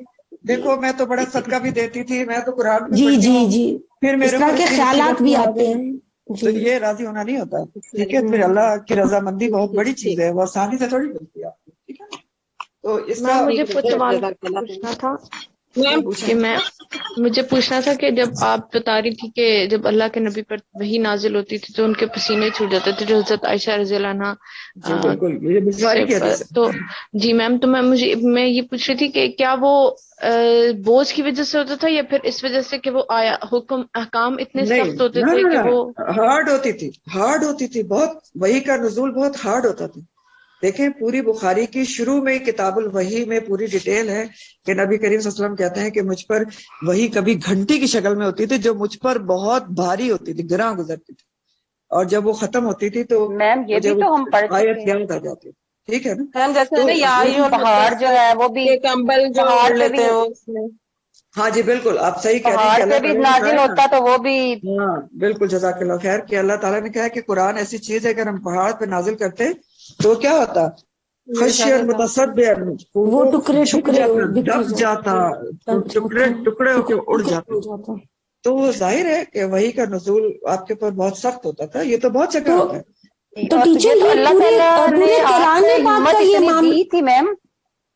جی سوری، ہاں جی پورے قرآن پاک اسی طرح نازل ہوا. اللہ اچھا تو یہی تو سوچنے کی بات ہے. دیکھیں یہی یہ بہت ویلڈ پوائنٹ ہے کہ قرآن کے نزول میں اللہ سبحانہ تعالیٰ نے 23 سال لگائے، نبی کریم صلی اللہ علیہ وسلم نے اتنی مشقت اٹھائی، تو کیا یہ اس لیے نازل ہوا ہے کہ ہم اس کو صرف عربی میں پڑھ لیں، اس کو سمجھے بھی نہیں؟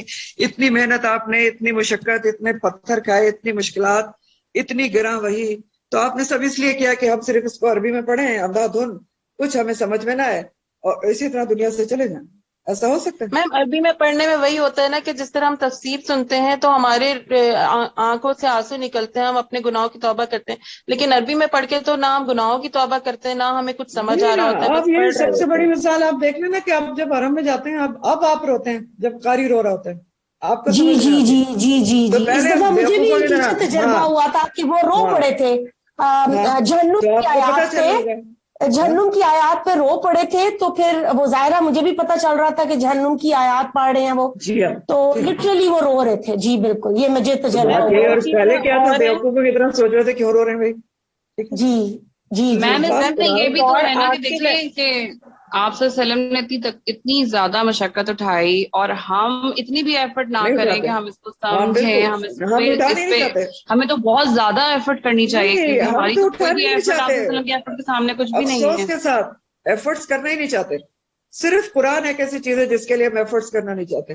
دنیا صحیح کی کہہ رہی ہیں کوئی میم. کورس ہو، کوئی میم وہ ڈپلوما جو ہو، مہجورہ اس کے والی لیے آیت ایفرٹس ہے نا کرنا. کہ قرآن کو ہم نے پس سے پشت ڈال کے جو رکھا ہوا تھا اس کے بارے ہاں میں جی جب وہ بالکل، ہوگا تو نبی کریم صلی اللہ علیہ وسلم شکایت کریں گے. نا.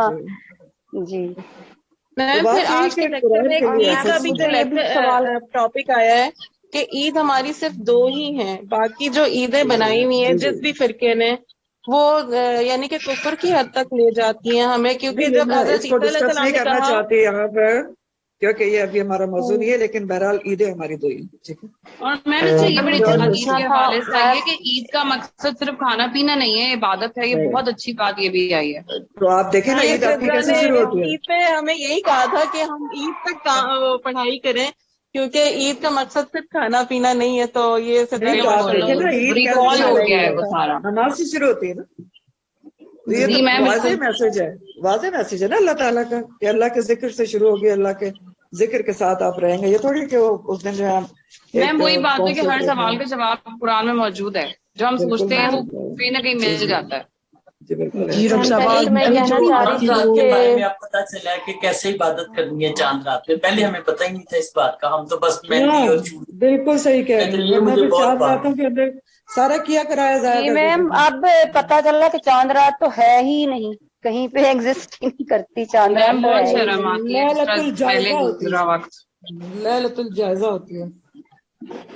جی ڈاکٹر صاحب میم ایک مجھے تو جب مجھے آپ یہ یہ کہنا آیات تھا پڑھا رہی کہ تھی تو میرے ذہن میں صرف فجر کی آیات بھی آ رہی تھی، جو ان کی آخری ورسز ہے، وہ بھی اللہ تعالیٰ نے بڑی خوبصورتی سے اس میں بتایا ہوا ہے. تو مجھے ایک بات سمجھ آئی ہے کہ ہمارا اللہ سے راضی ہونا نہایت ضروری ہے. پھر ہمیں پتہ چلے گا ظاہر کہ ہے، اللہ تعالیٰ پھر ہی اللہ راضی یہ ہوگا. وہاں پہ ظاہر ہے. جی بالکل کہ ہم اگر اللہ سے راضی ہیں ہر حال میں، تو ہی ہم مطلب ہے بالکل کہ یہ اللہ تعالیٰ واضح ہم سے میسج راضی ہے. ہے، واضح میسج ہے جی شابش، بالکل کہ یہ ایک واضح اللہ کی میسج شاید ہے. شرط ہے، مشروط ہے کہ ہماری کسی کے رضا دراصل. مائک میں شور آ رہا ہے، جن کا شور آ رہا ہے وہ بند کرنے، صرف منظر ریحان ابھی جی بات کر رہی ہے. جی تو یہ مجھے اتنی اچھی بات سمجھ آئی ہے کہ بس ہمارا ایک امتحان ہے کہ اللہ تعالیٰ ہمیں مشکلوں میں ڈال کے یہی دیکھنا چاہ رہے ہیں کہ ہم اللہ سے ہر حال میں کتنا راضی رہتے ہیں. وہ جو آیتیں ہیں ڈاکٹر صاحب سورہ فجر کی آخری آیات وہ تو رلا دینے والی ہیں, بہت خوبصورت.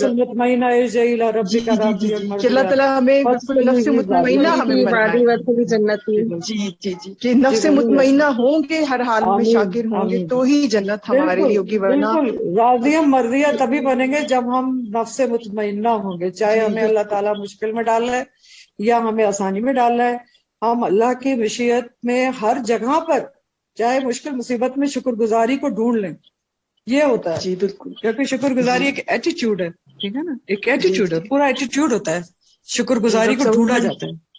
جی میں نے یہ بھی پڑھا تھا بتایا تھا میں جس طرح آپ کو اللہ تعالیٰ صحت مکمل طور پہ دے, لیکن جو بھی تکلیف آپ کو اللہ تعالیٰ نے دی ہے تو اس پہ آپ اس طرح راضی تھیں. آپ نے مجھے کہا کہ بس اللہ کے دیا ہوا ہے تو شکر گزاری ہے کہ میں کچھ کر سک رہی ہوں.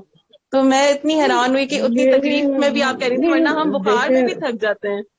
عائشہ یہ صرف کوئی میں کوئی اسپیشل نہیں ہوں, اللہ نہ کرے, وما توفیق الا باللہ ہوتی ہے, آپ ہمارے رول ماڈل تو ہے نا میم, جیسے ہم الحمدللہ. لیکن یہ ہے کہ ہمارے لیے تو اسپیشل ہے نا, دنیا میں تو آپ کو میں بہت زیادہ آپ ہماری تربیت کرتی ہیں, اس میں کہہ رہی ہوں بس اللہ تعالیٰ کرواتا رہے. بالکل صحیح بات ہے. اور یہ تو میں آپ کو اتنی بات ضرور کہوں گی, ایک بات ضرور آپ کو کہوں گی کہ دیکھیں میری طبیعت بہت بھی خراب ہوتی ہے لیکن کیونکہ قرآن شفا ہے. بس ہمیں اس بات پہ بلیو ہونا چاہیے اور قرآن سے محبت آپ ٹائم پہ کلاس سٹارٹ کرتی ہیں تو ہم یہی سوچتے ہیں سوچو کہ مطلب اگر ٹیچر ہمارے یونیورسٹی میں پہلے بیٹھا ہوا ہو اور ہم بعد میں انٹر ہو رہے ہو تو ہمیں کتنی شرمندگی ہوتی ہے. ہمیں تو وہ کلاس میں باہر ہی کھڑے کر دیتے تھے جب ہم ادھر جاتے تھے یونیورسٹی میں کہ آپ آج دیر سے آئیں. تو بس اللہ تعالیٰ ہمیں ٹائم پہ آپ کے ساتھ یہ ہمیشہ کلاس میں جوڑے رکھے سب کے ساتھ. اللہ تعالیٰ کو راضی کرنے کا اس کا بھی ریوارڈ ملے گا, اس کا بھی ریوارڈ ملے گا انشاءاللہ. چلو دیکھیں, اللہ تعالیٰ کو راضی کرنے کے 2-3 ٹپس ہے. سب سے بڑی ٹپ تو یہ ہے کہ آپ قرآن کو پڑھیں اور اس پر عمل کریں.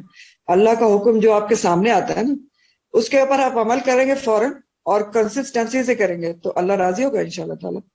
جیسے کل آپ نے پردے کا حکم کا بارے میں بیان دیا, وہ میں صبح ہی سن رہی تھی, تو بس اللہ تعالیٰ ہمیں بھی استقامت دے اور توفیق دے, ہم اپنے پردے کو بھی اچھا کریں, جو بھی کر رہے ہیں اس پہ بھی استقامت دے. پردے کا جو معاملہ ہے نا, دیکھیں بچوں میں آپ کو بتاتا ہوں, جو پردے کا معاملہ ہے نا یہ بہت سیریس معاملہ ہے اور افسوس کے ساتھ اس کے ساتھ اتنی ہی مسلم خواتین کیجول ہے. ٹھیک ہے, کیونکہ بہت سیریس ہے. میں نہیں کہہ رہی, میں نے آپ کو آیات کل پڑھ کے سنائی تھی, اس کے اندر جو لوگ نہیں تھے وہ سورہ احزاب کی آیت پڑھ سکتے ہیں, آیت نمبر 59, سورہ نور کی آیت 31-30 پڑھ سکتے ہیں کہ کتنا واضح طور پر خواتین کو حکم ہے کہ وہ مردوں کے ساتھ اختلاط نہیں کر سکتی. اگر انہوں نے مردوں کے سامنے جانا ہے تو پورے پردے کے ساتھ جانا ہے. جو غیر محرم ہے, جو محرم ہے ان کے سامنے ستر پوشی کے ساتھ جانا ہے.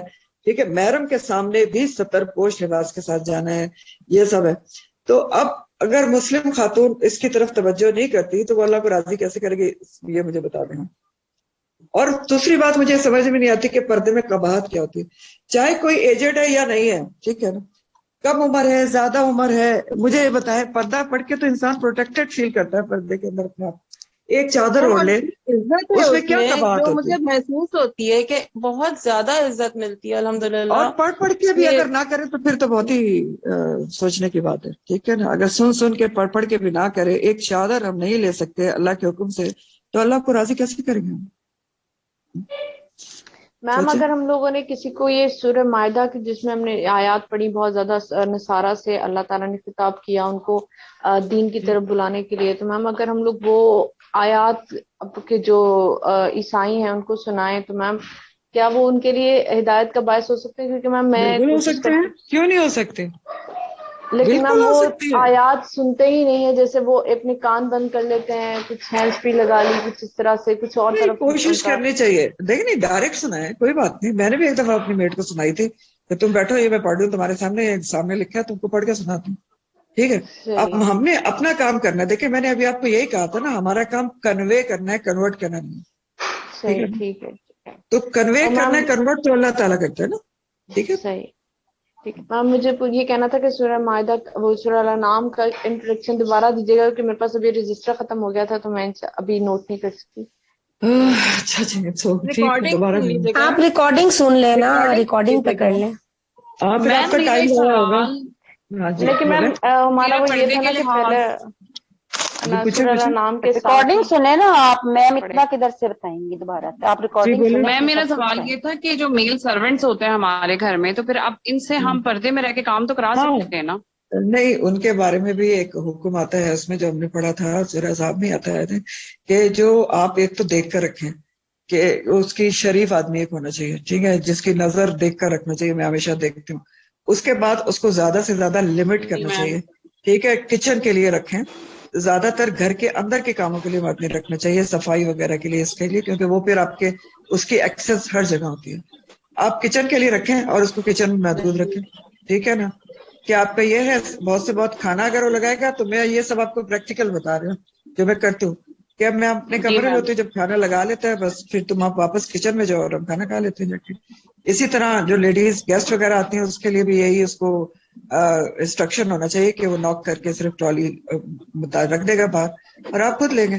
تو ظاہر ہے اس طرح ہو سکتا ہے، اور اس میں یہ ریلیکسیشن ہے قرآن کی آیات میں کہ ایسا جو آپ کا سرونٹ ہے، جو شریف آدمی ہے، جس کو آپ جانتے ہیں، جو نظر اوپر نہیں اٹھاتا، تو اس کو رکھا جا سکتا ہے. لیکن اس کے ساتھ یہ ساری احتیاط ضروری ہے. اور کباتے بھی ہوتے ہیں کہ گھر میں ہر وقت اب چادر اوڑھ کے گھومتے ہیں، ٹھیک ہے نا. جی میم یہ تو ہے. کہیں نہ نظر آ جائے، تو یہ سب تو تقویٰ ہوتا ہے، آپ کو یہ سب کرنا پڑتا ہے. لیکن یہ ٹپس ہیں جو میں نے آپ کو بتائی. جی میم یہ تھوڑا سا ایک تنگی ہوتی ہے ان کے ساتھ، لیکن وہی میں پوچھنا چاہتی کہ کس طریقے سے کام کراؤں. بس وہ چادر اوڑھنی پڑتی ہے اور بہت نماز والی، یہ ہے. تو اس طرح سے ہے، اور زیادہ انٹریکشن نہیں ہونا چاہیے. میں اگر کچن میں کوئی کام کرنے جاتی ہوں تو میں اس کو کچن سے باہر بھیج دیتی ہوں کہ تم ابھی جاؤ، بھی میں کر رہا ہوں کچن میں کام، ٹھیک ہے نا.